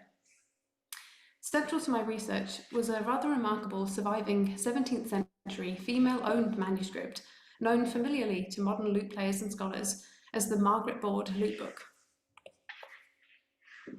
My paper today presents a focused source study of this early 17th century manuscript. I've been very interested in this manuscript as, while it is well known to scholars and performers, and has been for a considerable length of time, little attention had yet been afforded to its original creator and owner, Margaret Board. Today, I will discuss the physical properties and internal textual content of the Board Lute Book, considering it as a document evidencing Margaret's musical life and agency. To start, I would like to give you a brief sort of whistle-stop introduction to Margaret Board and her family background. Margaret was born in the year 1600 in Linfield, West Sussex, which is about 38 miles south of London. She was the eldest daughter of Ninian Board, and the Board's family home, Pax Hill House, which stands on the hill to the northeast of Linfield Bridge and its lands, was built by Ninian between 1595 and 1606. Sadly, Ninian passed away shortly after the completion of the house, and when Margaret was only 5 years old. The family were of gentry status and were clearly very wealthy at this time, as when Paxhill House was eventually put up for sale in 1877, it listed an extensive range of rooms and servants' quarters. The coach house, which was also in the Elizabethan style, had space for 8 carriages. Margaret's surviving lute book is also evidence of the family's wealth, as it demonstrates the impressive and expensive education which Margaret received as the eldest daughter of a Sussex landed gentry family. Within the Board Lute Book, there are a small number of contributions written in John Dowland's hand. The fact Margaret took one or more ad hoc lessons with John Dowland suggests that she frequented the city of London during her youth. While there's no firm evidence detailing where Dowland's teaching took place, it seems very likely his teaching happened in London, since Dowland had commitments at court from 1612 to 1626. As was highly typical for her gender and social status, Margaret stopped copying music into her lute book and most likely stopped playing the lute altogether after her marriage to Henry Bourne on the 7th of May, 1625. We can tell that this is when she stopped her copying and playing because on folio 32V of the lute book, there is a sentence written in Latin beneath the last piece copied in Margaret Board's hand, which reads, Sic finem ludendi facio, Margaret Bourne, meaning, thus I make an end to playing, Margaret Bourne. This indicates that she stopped playing shortly after she had gained her married name.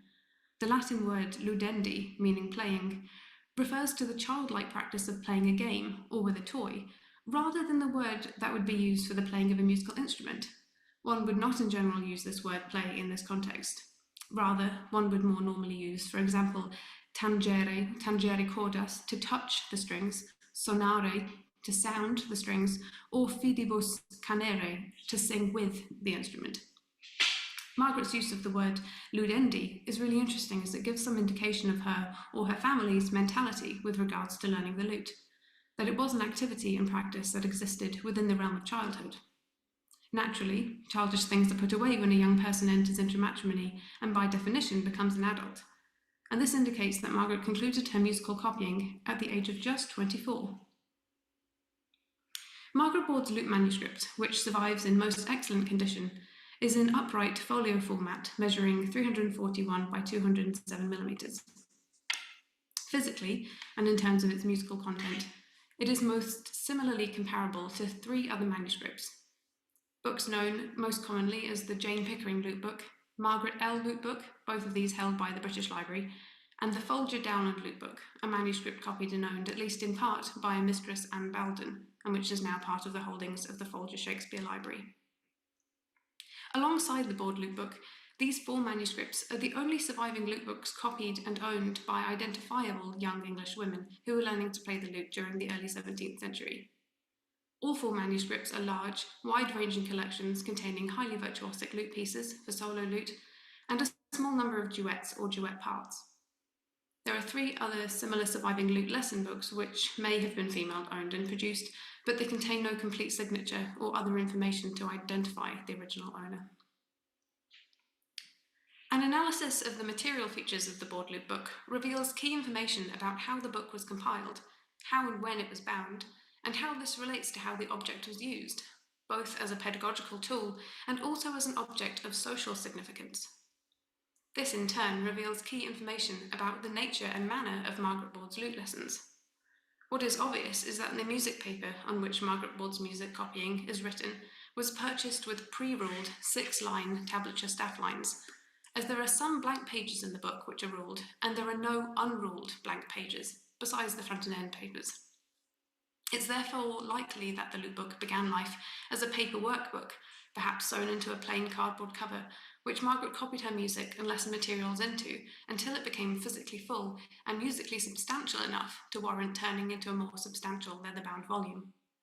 The music would have been copied into the book before the book was bound into its current handsome leather and gold-tooled final form. There is evidence for this in how the piece titles written into the left-hand margins are slightly buried in the book binding. The idea of starting with a pre-ruled workbook also seems very practical, as it makes for an ergonomically flat surface for ease of copying, and mistakes can also be managed to some degree. For instance, some pages could be removed before binding. It is likely that the book underwent a change of function and usage at the point at which it was bound, transforming it from being used as a lesson workbook and becoming something along the lines of a family heirloom, which was both valued and prized for the beauty of both its musical content and physical form. Additionally, and very importantly, it could be shown off to guests. It would have been a useful object for self-fashioning, as an educated and accomplished family who had a personal connection with a number of musical celebrities. Once bound, the lute book may have remained in possession of the Board family, which offers a suggestion as to why Margaret did not continue to add musical content to it after her marriage. It's impossible to know how much or little the workbook may or may not have been edited before it was bound into its final lute book form. Interestingly, it's possible to see there are 5 missing pages in the book that appear to have been ripped out at some point in time after the workbook was bound, indicating a wish to remove that music at a later date. There are stubs for 4 or 5 of these pages, and on one stub it's possible to see a tablature letter C written by Margaret Board. You can see this in the slide. It's unclear why these pages were removed. Perhaps the pieces contained errors, were replications of other pieces found earlier in the book, or were in some other way undesirable, but this was not realised until after the music sheets were bound. It's clear that the book was bound at or towards the end of Margaret Board's exclusive ownership and usage of the book, when she had amassed a repertory of over 100 pieces, immaculately copied with regards to both neatness and musical accuracy, and of an impressive musical standard. I suggest that the Board lute book was bound after Margaret Board copied out her music, but before the later scribes added pieces into it. Evidence in favour of this hypothesis is the fact that it is solely Margaret Board's initials of ownership that are stamped onto the front cover. Furthermore, later scribes have not written anything in the left-hand margins, which would have been rendered much smaller due to the binding, besides the occasional very small mensuration symbol, always unobscured and visible on the innermost side of a margin. The functioning of the lute book is revealed by the music later added to it by a number of scribal hands, as they illustrate the book's continued usage. Clearly, the book continued to be enjoyed, read, and likely played from after it was bound. This is indicative of the value the object was viewed to have had, and the respect with which this and other similar female-produced lute books were continuously treated with after they had served their initial pedagogical purpose. Overall, the manuscript contains 188 lute pieces and exercises in tablature, alongside a page of notes and diagrams relating to music theory.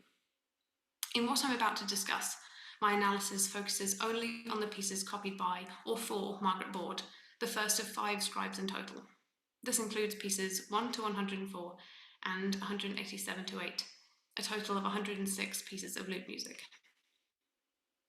My analysis of Margaret Board's section includes 2 pieces copied out by John Dowland, which are pieces number 36 and 187, as it's almost certain that these pieces were copied out for Margaret to learn and play. Whilst the Board lute book does progress from shorter and easier to more complex and technically demanding pieces, it is typical of other surviving examples of pedagogical lute sources from the period in that it does not contain music or exercises simple enough for the absolute beginner. Therefore, it is likely the Board lute book would not have been Margaret's only lute book, or at least not her only lesson material. I believe it was more likely part of a wider collection of lute lesson material. This is the lute book which survived, probably because it was the most neatly and elegantly put together, perhaps a presentation copy of the more accomplished pieces she learnt during the course of her lessons. It is clear it was her last lute book, due to the inclusion of her married name and her signing off at the end of her copying. Practically speaking, she would have needed additional lesson materials and earlier simpler pieces that were either part of an earlier lesson book or more likely various loose sheets which were not deemed worthy of binding into a final book. A clear sense of pedagogical progression is evident at the very beginning of the book, but then it progresses very quickly from an intermediate to very high level and remains consistently at a high level of virtuosity throughout the layer in Board's and Dowland's hands. Interestingly, this is very similar to the layout of contemporary printed tutor books. It's hard to believe that somebody would have learnt the pieces without a considerable degree of pedagogical supplementation of additional technical exercises, studies, and simply far more beginner-friendly pieces. What also strikes me is the limited scope of the piece types contained within the book. The music falls into two categories, the first being settings of popular tunes, and the second dances, which primarily are one of the following four: pavans, galliards, almains, and courants. This is very similar to the Pickering, ML, and Folger lute books in terms of genres of solo lute music represented. It's also very similar to the printed lute tutors, though these tend to contain far more fantasias than the Board lute book does, and fewer ballad settings and toys. The low representation of fantasias in pedagogical lute books may be due to these pieces being from an improvised genre and tradition, which were not commonly notated by professional players and teachers, unless they were to publish a collection of works. Therefore, written examples may not have always existed for students to borrow and copy out. Where pieces in the manuscript are attributed to a named composer, it's possible in each such instance that this represents a trace of social interaction. Margaret may have had a personal encounter with that professional musician. It is, for instance, certain that she had at least one lesson, and probably many more, with John Dowland, due to the evidence of his handwriting at several points throughout the book, and these you can see detailed in this next slide. Several pieces composed by John Dowland in Board's hand exist throughout the book too, with more pieces being attributed to him than any other composer in this layer. Dowland is noted as the composer of 9 out of the total of 106 pieces. While the majority of the pieces in the book are without attribution, the existing attributions are, similarly to other female-owned pedagogical lute books, copious in comparison with other types of lute books, and their inclusion rewards further analysis, as it gives a sense of who existed in Margaret Board's musical sphere, as it were, or at least in her musical consciousness. Her collected repertoire extends backwards in time and outwards in geography from southern England, encompassing both music with foreign origins and the work of composers who themselves migrated. The names of professional lutenist composers to which Margaret attributes pieces make up the greater part of the names appearing in the book, but they are accompanied by several mentions of English and European royalty, English lords and ladies, where pieces have been written in their honour, and one arranger. Full details can be seen on the current slide. The two composers who stand out in terms of the frequency of their being mentioned are Richard Allison and John Dowland. It's possible Margaret had lessons with Allison as well, likely before her lessons with Dowland, as Allison is mentioned more towards the beginning of the book, Dowland towards the latter half. The case can be made that Margaret may have met some of the musicians mentioned within her lute book, as Michael Gale has discussed. Interacting with musical celebrities and acquiring material evidence from these interactions was highly desirable. John Dowland, whom Margaret was taking lessons with, was not in fact the most celebrated lutenist in London at the beginning of the 17th century, and it is likely Margaret would have encountered, or would have been aiming to encounter, a number of London-based lutenists if she travelled to or resided in London. Out of the 24 people mentioned within the Board lute book, it's possible that Margaret encountered a maximum of 9 lutenist composers, as these were people active at the English court or residing or working in the south of England during Margaret Board's youth, when she was actively taking lute lessons. However, given she was likely in London and around Fetter Lane, which is Dowland's residence, for her lute lessons, any social time she had may have facilitated encounters with various lutenist composers, from whom she acquired pieces for her lute book. Furthermore, a wider network would have been opened up to her via teachers. Her interactions with John Dowland's network would have, by association, connected her with many musical celebrities as well as lords, ladies, and members of royal families from across Europe. Contrary to the idea of a woman being confined to an entirely private sphere for her musical practices, Margaret's lute book illustrates stark evidence of a high level of musical social engagement. This is encoded in the pages of the book. Its inclusion of copious attributions displays Margaret's connection with a range of a wide musical community and, by extension, a cosmopolitan international network. In order to get a greater sense of how the Board Lute book compares to the other surviving pedagogical English lute manuscripts, I have analysed the contents of each of these manuscripts, there are 14 in number, and compiled data on the crossover between them.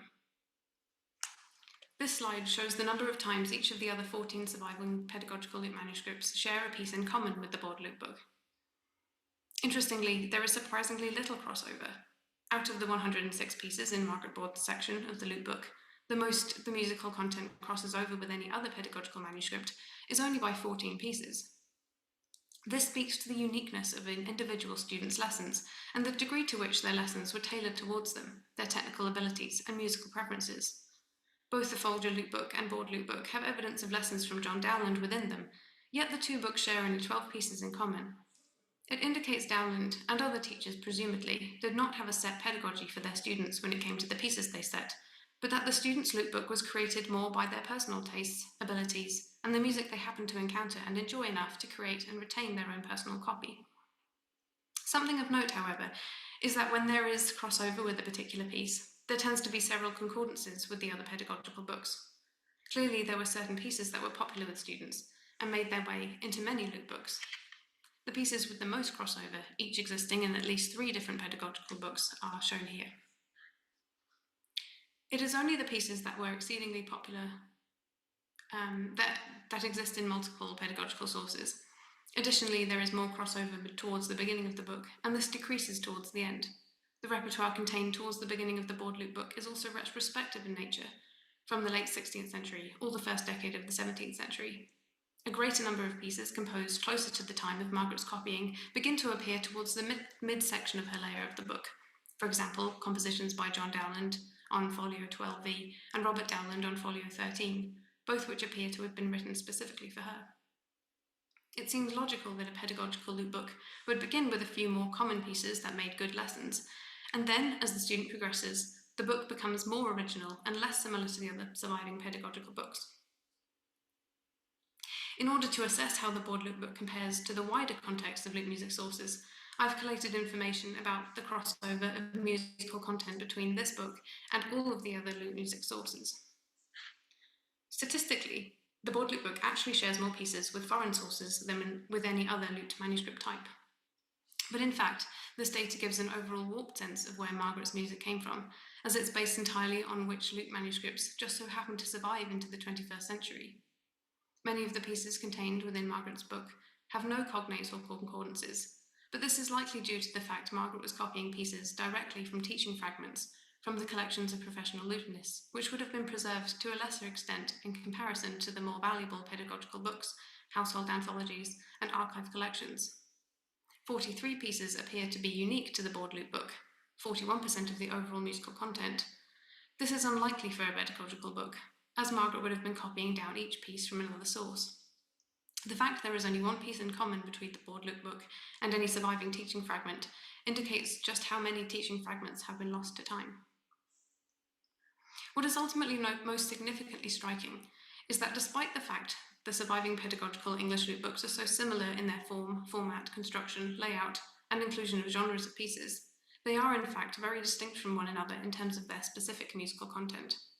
The more than 40% overall content uniqueness of the Board Lute book highlights the individuality of the source in this regard, and this shows the individuality and personality of its original owner and producer, Margaret Board. The uniqueness of her musical collection is indicative of her personal musical experiences regarding interactions and encounters with members of her musical network and those whom she had second-hand connections with.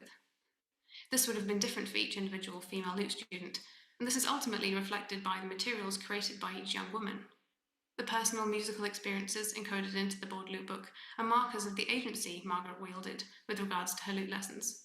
The enthusiasm she had for education, music collecting, and diligent musical copying is made clearly apparent by the impressively lengthy and musically accomplished repertory she amassed within the pages of her lute book, and by the physicality of the handsome leather binding with her initials gold stamped so boldly on its front cover.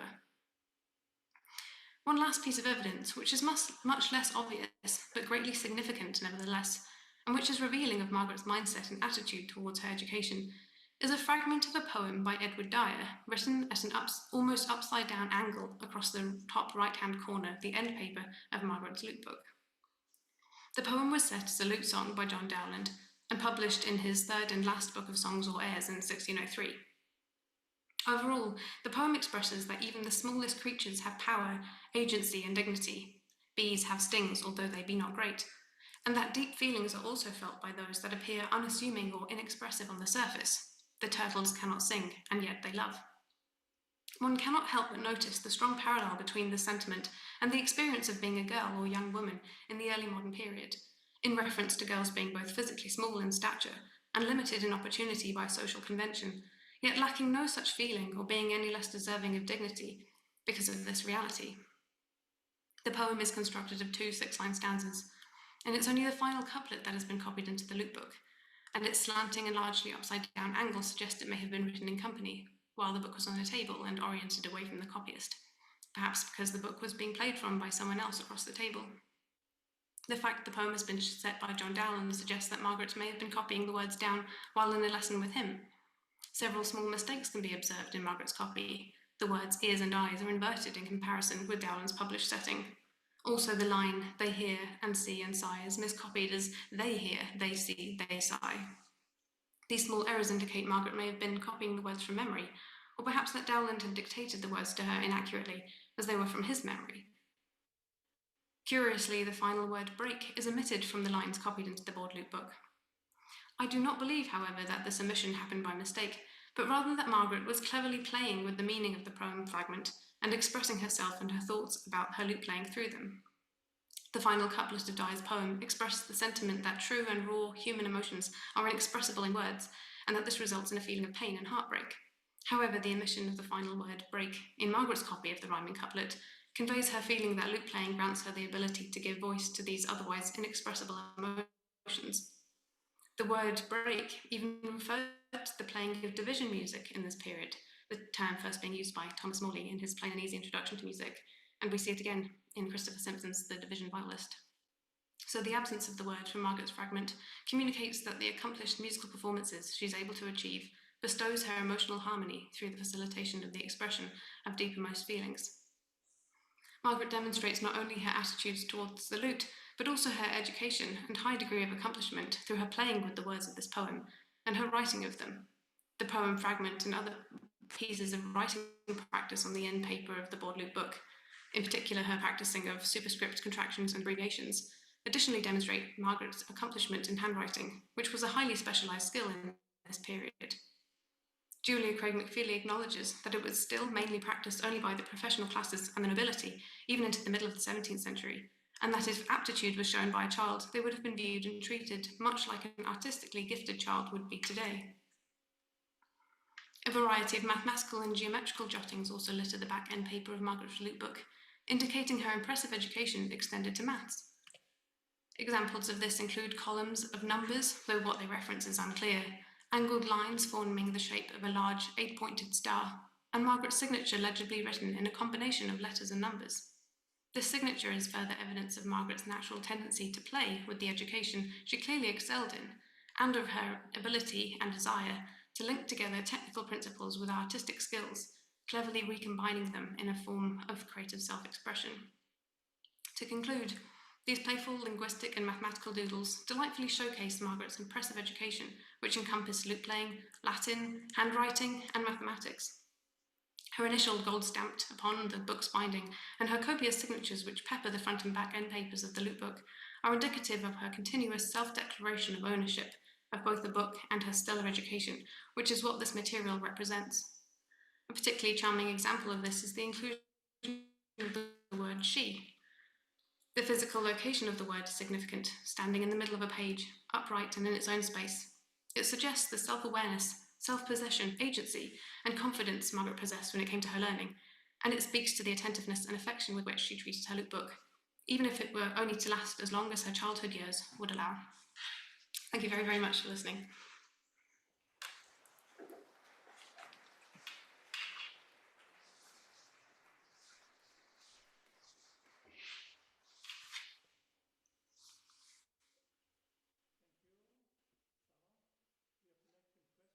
Oh, you're very welcome. Yes, yes, I am sorry about that.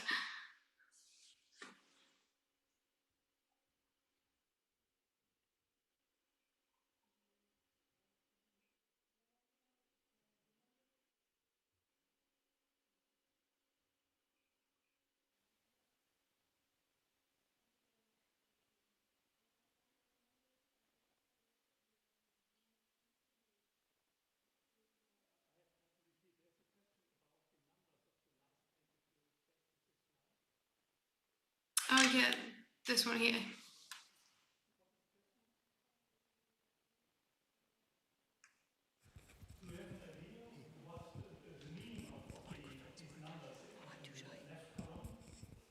Yeah, the numbers, I spent such a long time poring over these numbers, and I could not find any sort of connection between the series that they're going through. I did come across something that it could be to do with the star, if you're interested in that, but not the numbers, I have to say. I would love to hear if anybody had an idea about those. It would be fantastic. At least I know who would know what it is. Okay, she will write to you an email. She knows somebody who would know what does it mean. 10 seconds. Oh, that would be fantastic. Please do. Yeah, I would be so grateful.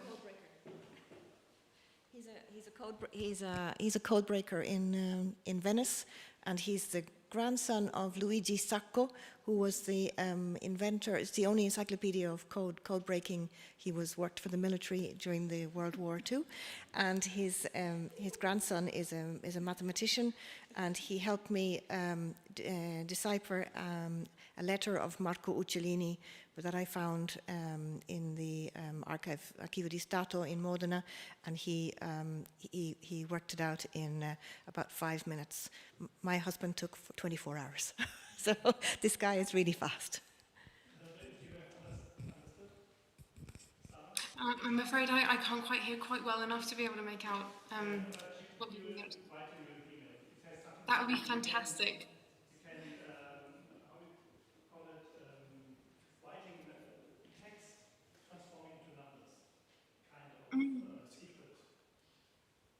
Oh, I see, like a sort of code-like thing happening. Oh, okay. Oh, that's fascinating. Yeah, please write an email to me. I'd be so grateful to learn more about what this is about, because it's clearly something going on, but I just didn't know enough to know what.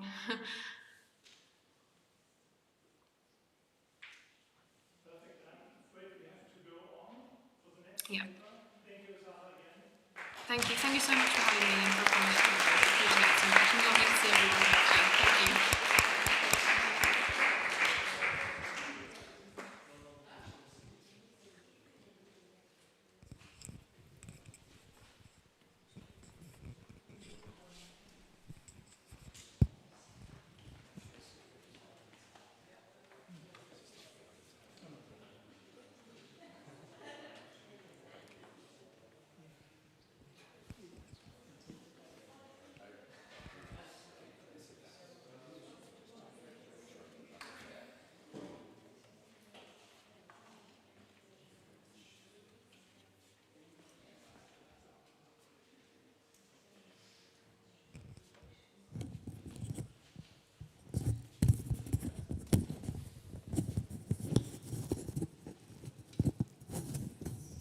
Passt.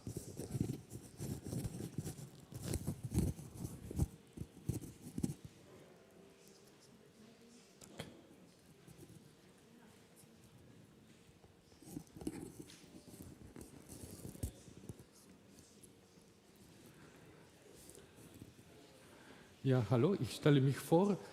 Ich werde leider auf Deutsch reden, weil ich habe mich vorbereitet.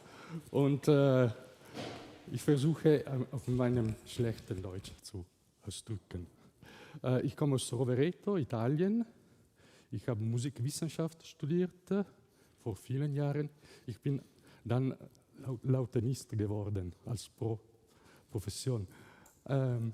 Als ich jung war, habe ich eine Handschrift für Mandor gefunden in einer Familie neben Rovereto. Und ich habe ein bisschen forschen wollen Und es ist mein Thema in meinem Leben geworden. So. Ich habe viel gesammelt und so mit diesem Thema. Wir reden heute über Brescianello, Giuseppe Antonio, sehr bekannt als Komponist, der ein Präludium und 18 Partite für Gallichone, Calichon geschrieben hat oder hätte vielleicht. Die sind Stücke für Gallichon Solo. Die sind in gewöhnliche französische Lute-Tablature geschrieben, so keine besondere Tabulatur, die normale französische deutsche Lute-Tablatur auf 6 Linien. Das Instrument ist ein sehr sechschöriges Instrument in Gitarrestimmung, das man versteht von dem Abstand von den Linien, von den Buchstaben sozusagen. Es gibt 3 Skordaturen für den Bass, so den 6. Chor. Sekunde, dritte und vierte. Die Stücke von Brescianello wurden durch diese Edition von Ruggero Chiesa verbreitet, die für Gitarre übersetzt ist.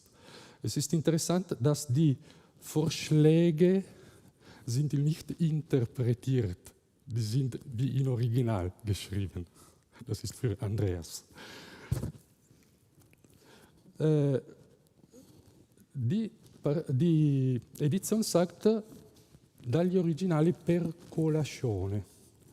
Und ich habe mich gefragt, warum Colazione? Wir wissen, dass ein Colazione ein 2- oder 3-seitiges Instrument in der Zeit war, sehr lang. So, man kann nicht die Musik auf eine Colazione spielen, das ist sicher. Das Instrument, das ich hier spiele, habe ich auf dem Modell von Mersenne und Kircher selbst gebastelt, sozusagen, zu Hause. Das Colazione ist in verschiedene Länge gebraucht worden.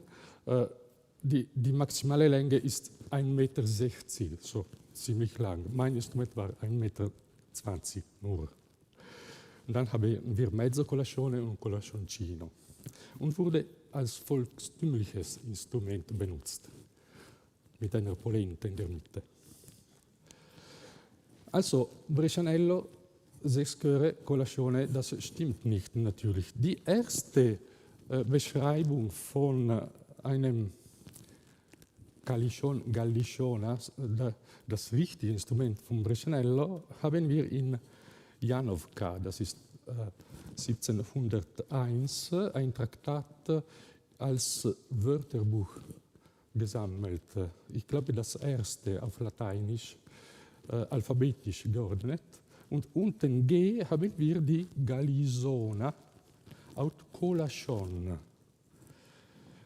Die Beschreibung ist sehr lang, ich will nicht alles natürlich reden, aber zu merken ist, dass er dieses Wort Gallisona braucht, das kein böhmisches Wort ist, aber er sagt aut Colazion. Colazion ist das Wort von Mersenne, so er beschreibt ein Colazione, aber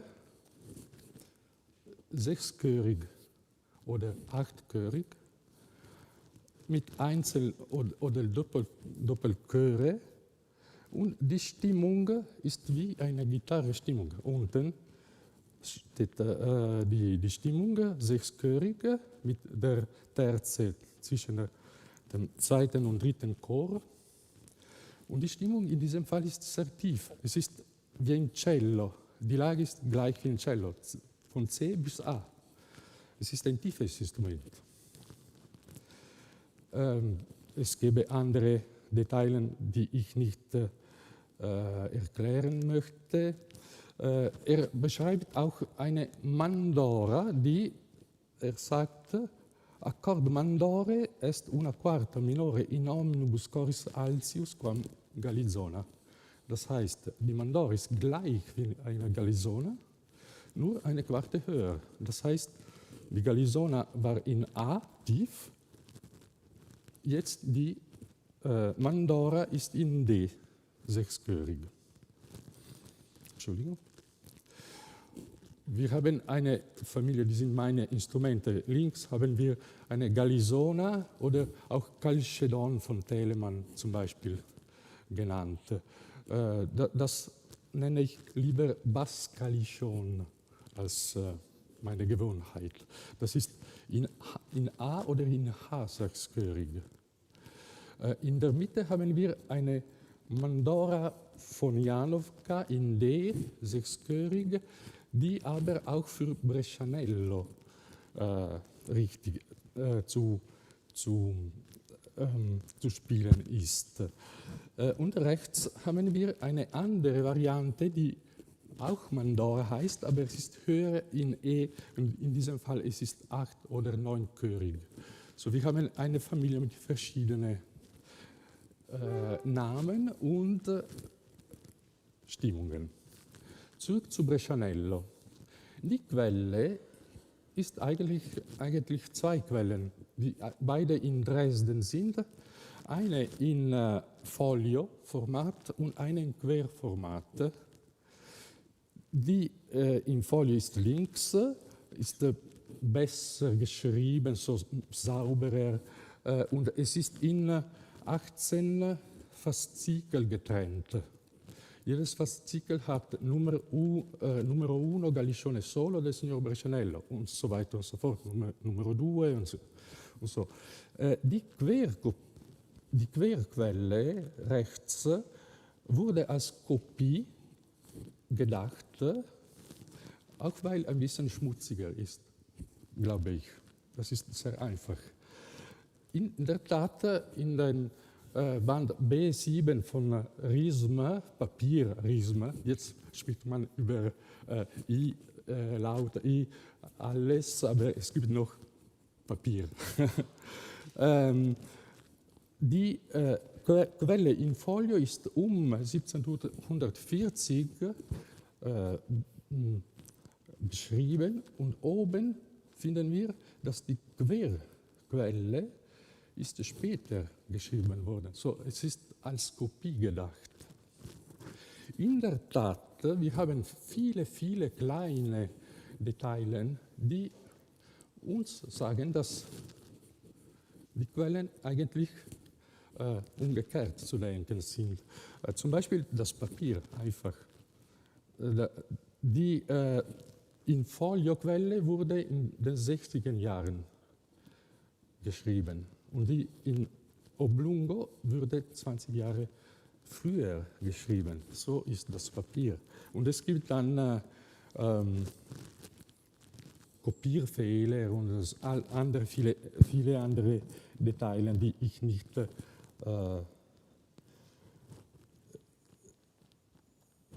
darüber will ich nicht reden. Die Ergebnis ist, dass die Quellen eigentlich umgekehrt zu denken sind. Das ist sehr wichtig, aber weil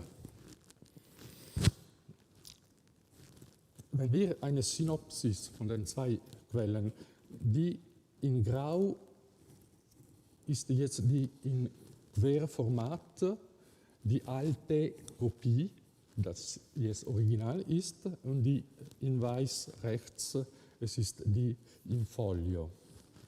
Wenn wir die rote Schriften schauen, rechts unten in Folio Kopie, finden wir, dass Brescianello in jede Faszikel gibt.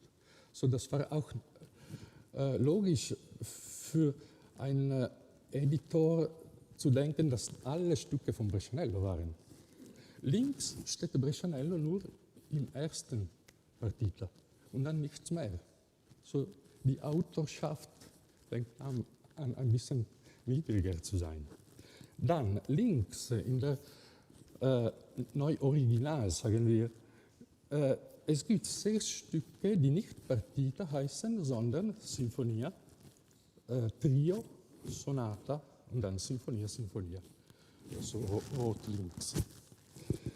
Das ist auch ziemlich interessant, weil ein Solo, es ist schwer, dass Trio heißt, als Stück, nicht als Satz. Also, das ist eine Zusammenfassung von, was ich schon gesagt habe. Ja, die Tonarten. In den neuen Original sind die Tonarten gut beschrieben. So, Partita in D. So, wir können wissen, welches Instrument von der Familie zu wählen. Das ist die Mandora Calichon in der Mitte. So ein Instrument in D, sechschörig.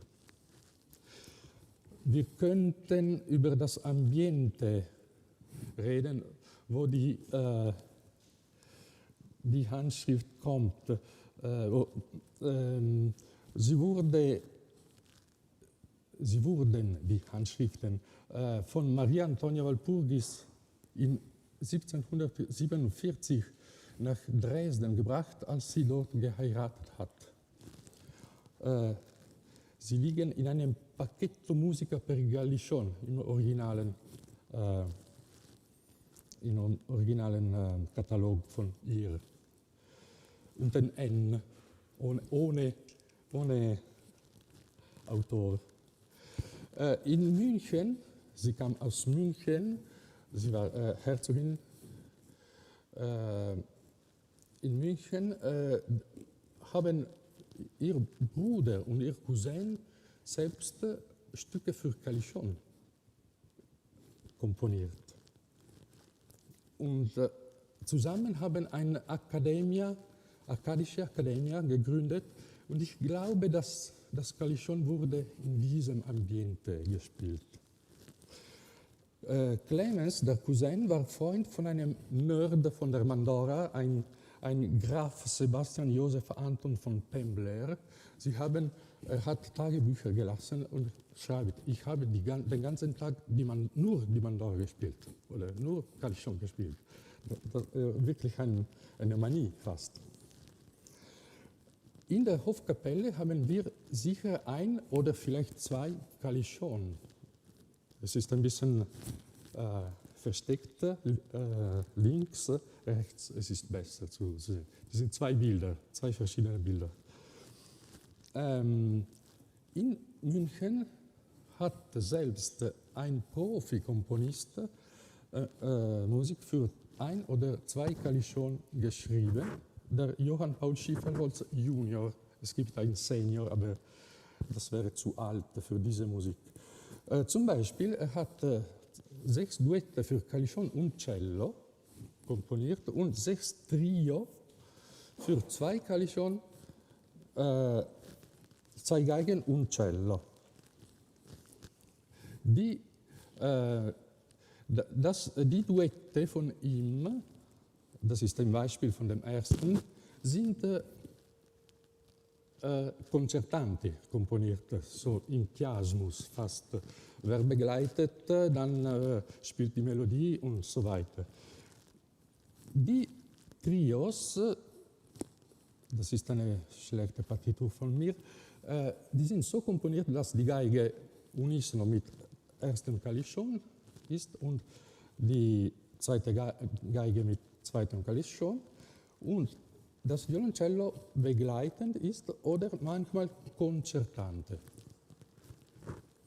Wir kommen zu ein paar Konkordanzen jetzt von dem Repertorium von Mandora und Calichon. Das ist ein Largo aus einer Handschrift aus St. Johann in Tirol.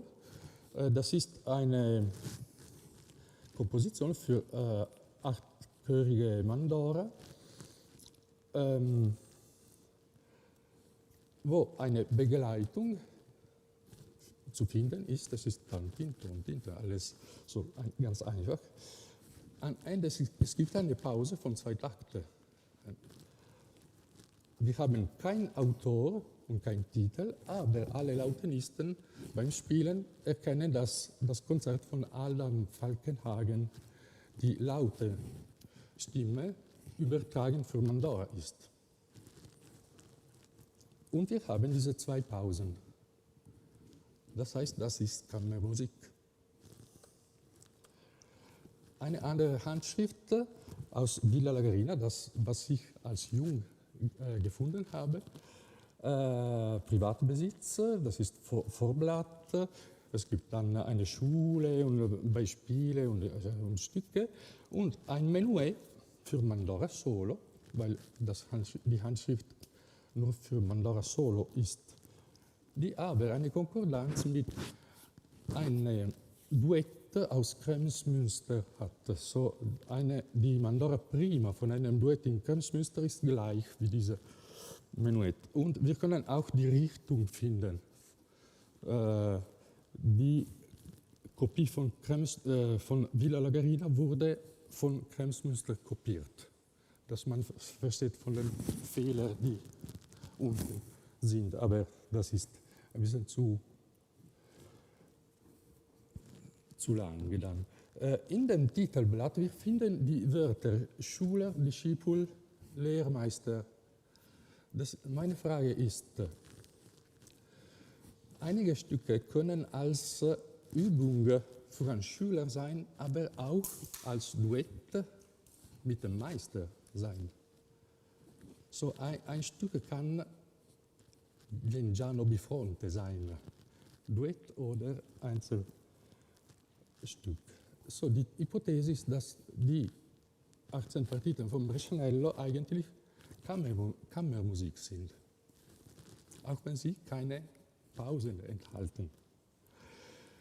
Das ist der 5. Satz von der ersten Partita, die Sinfonia heißt, von Brescianello, in Transkription, in gewöhnliche Notation.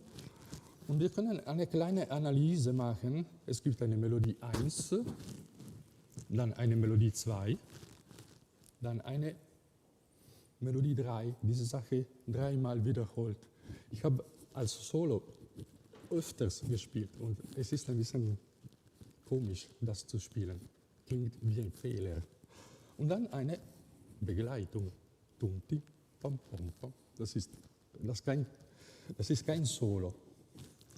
Und dann Melodie, Begleitung, Melodie und Begleitung. Wenn wir die Melodie 2 schauen, das ist Tonica, Dominante, ganz einfach. Und wenn wir die Begleitung unten schauen, es ist Tonica, Dominante, in G, nicht in C, aber dieselbe Verhältnisse.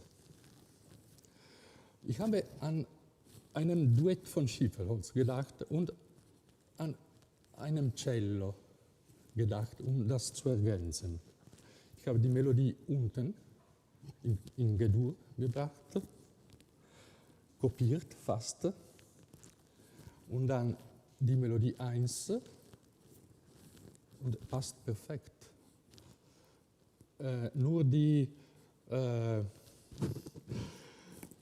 und dann habe ich eine Begleitung am Anfang, das ist ganz einfach. Und dann mit ein bisschen mehr Fantasie unten habe ich eine Begleitung, eine Melodie für Cello und eine Begleitung, Melodie. Ein bisschen wie die Duette von Schieferholz. Und wenn ich noch ein bisschen Zeit habe, ich würde ein Beispiel hören lassen.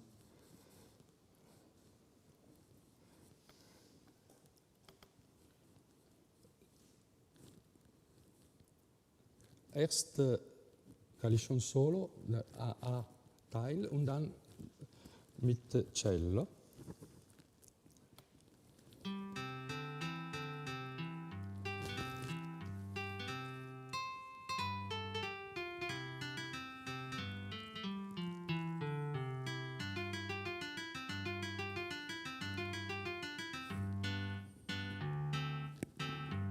Das ist Begleitung, das ist kein...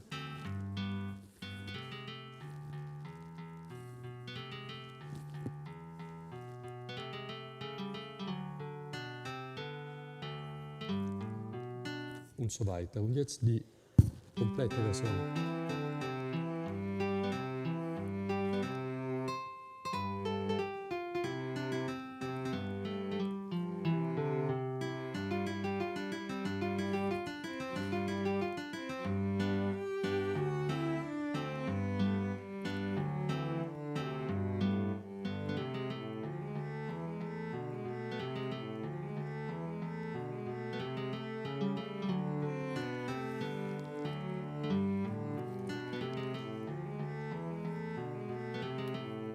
und so weiter und so fort. Ich hätte andere Beispiele, aber die Zeit ist wenig. Ich muss nur sagen, ich habe bis jetzt die 6 rote Stücke integriert sozusagen oder rekonstruiert. 3-mal als Duetto, Violoncello und Calichon, 2 als Trio, Unisono, Geige 1, Calichon 1 und Geige 2 und Calichon 2 und eine Sonata Concertate mit 3 Instrumenten. Ich habe ein bisschen Mut gekriegt und ich habe ein bisschen Imitation geschrieben. Und ich werde andere versuchen. Es gibt der Nummer 15, es ist ein Concerto Grosso eigentlich. Man kann wirklich als Concerto Grosso rekonstruieren. Und es gibt viel Arbeit. Es ist eine Hypothese, vielleicht. Vielen Dank.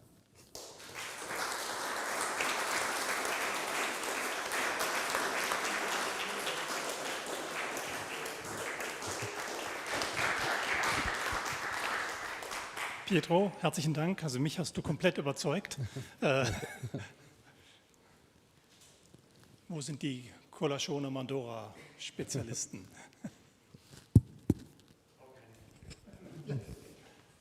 Aber keine Frage. Grazie mille. Posso fare la domanda in inglese? Oh, yes. Yeah. So I don't have much information about the Galician. I heard about that, and one thing I heard is that it was used for the continuum Telemann music and Handel, but I don't have this information. Do you know about that? Or? Yes. Not in Handel. But in Telemann, over the most of 1,000 Telemann cantate, more around 40, yes, or more. While in Rhythm there is a problem. In Rhythm Online there is a problem. There are other, but more or less contains one continuo part for Chalcedon. It would be the bigger size Chalcedon. Quite always without figures. Without figures for the basso continuo. This means it played tasto solo together with cello and fagot. In the Frankfurter sources, there is no violone, contrabass. It's very strange. There is organ. One is. It's only one. Yes, thank you. Yes. There are 2 with Tiorba by Telemann, and one is Chalcedon or Tiorba. Yes. So. It is. So. I'm not sure the fact that not having figures would means that we don't play chords, because in Italy, as you know, no, the continue had no figures. I understand. I thought much about that, yes. But the organ are in many keys and in many transposition, always with figures, the cembalo also, basso continuo also, Chalcedon. I tried sometimes to play with this big instrument, and all the audition says that it is audible, much more as a tiorbo. Well, you play as a guitar yes, over the time.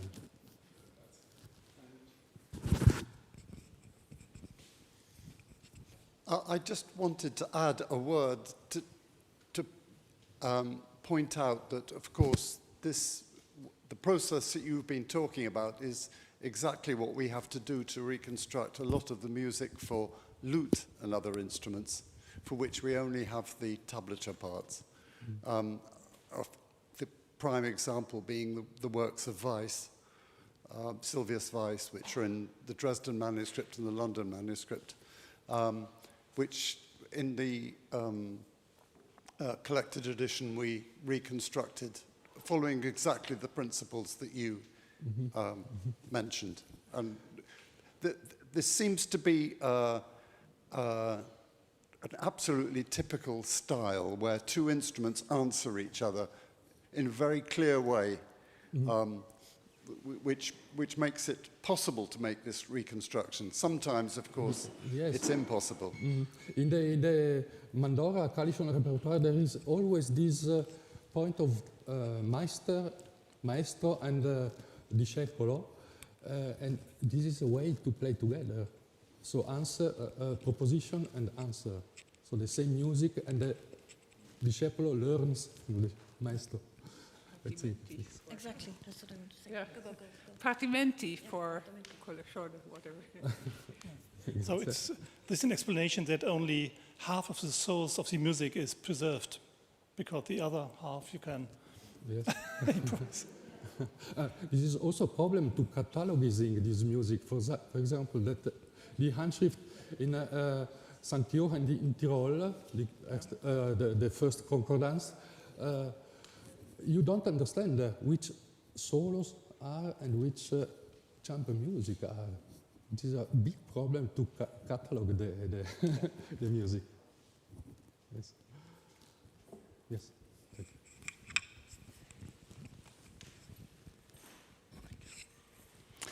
I can't recall if you said it at the beginning already, but what does galicione or colacione mean? What's the etymology of the word? Do you know something more about it? Where does it come from? Okay, it's very difficult. Calicione comes from colacione. This is obvious. It's not the same instrument, but the etymology. Colacione, there are many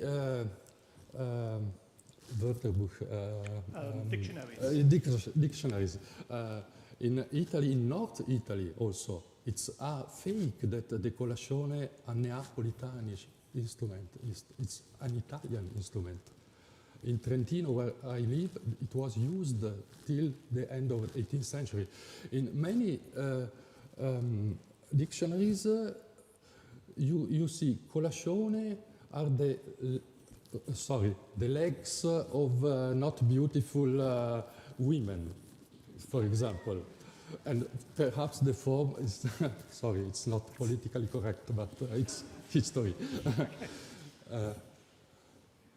Well, it's anyhow, and such etymology, but if they are really, I don't know. I think this looks to be researched more deeply.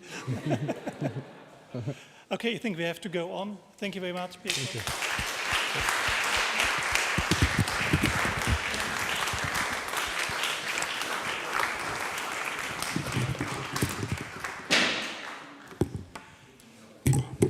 And now we have a very...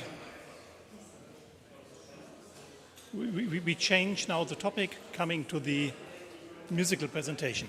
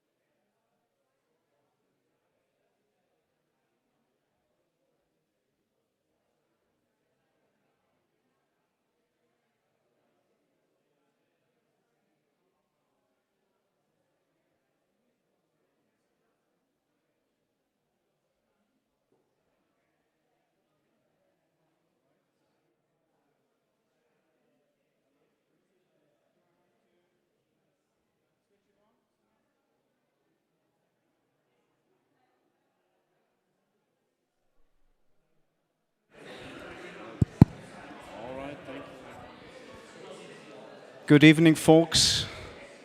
Thanks for coming. The Lute recital seems to have pulled some audience in as well. And I'm just going to say a few words and give the lads some time to tune backstage before they come out and play some duos from the Haeckel's Lautenbuch, Lute print from 1556. Last year, I had dedicated a class, my arrangement class and intabulation class, to German Lute.Tablatures, and I will be speaking very briefly tomorrow about that work in progress, from which we also gained recordings for our E-LAUTE project. But this arrangement class proved to be very fruitful, and we have some guys who now play already before they started playing directly from German Lute.Tablature.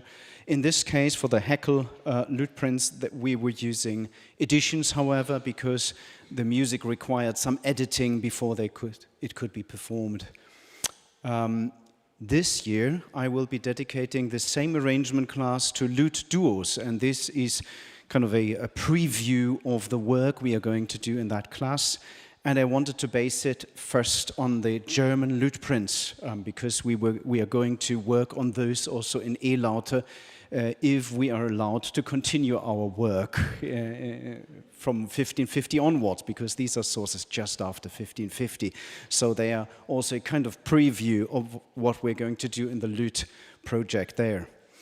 So the Haeckel Lute book contains duos with lutes in different tunings.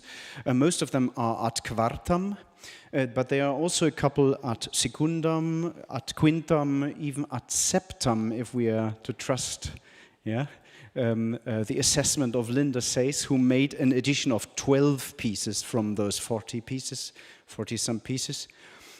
So a lot of the editions that are being played from in this little concert were made by Linda Sayce in 1992. But I've picked up the work earlier this year and edited a few more. So all the ones that are at quartam, I think, were edited by Linda Sayce.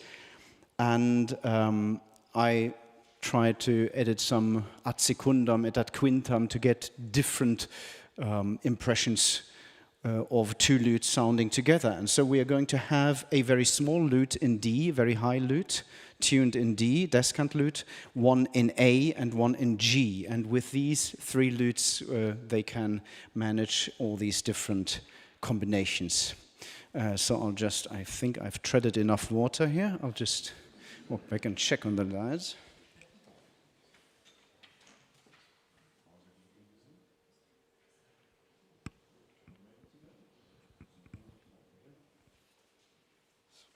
Welcome Taiga Yamamoto and Christian Velasco Vasquez, who are both in this class and who have endeavored tackling Haeckel's Lautenbuch.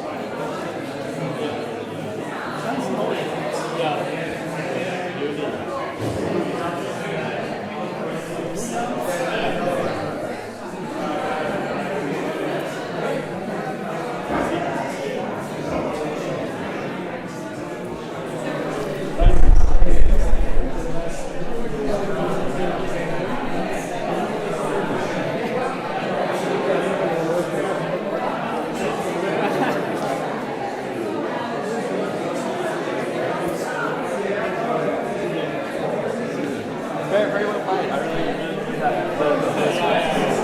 I have a question. Some of the duets have a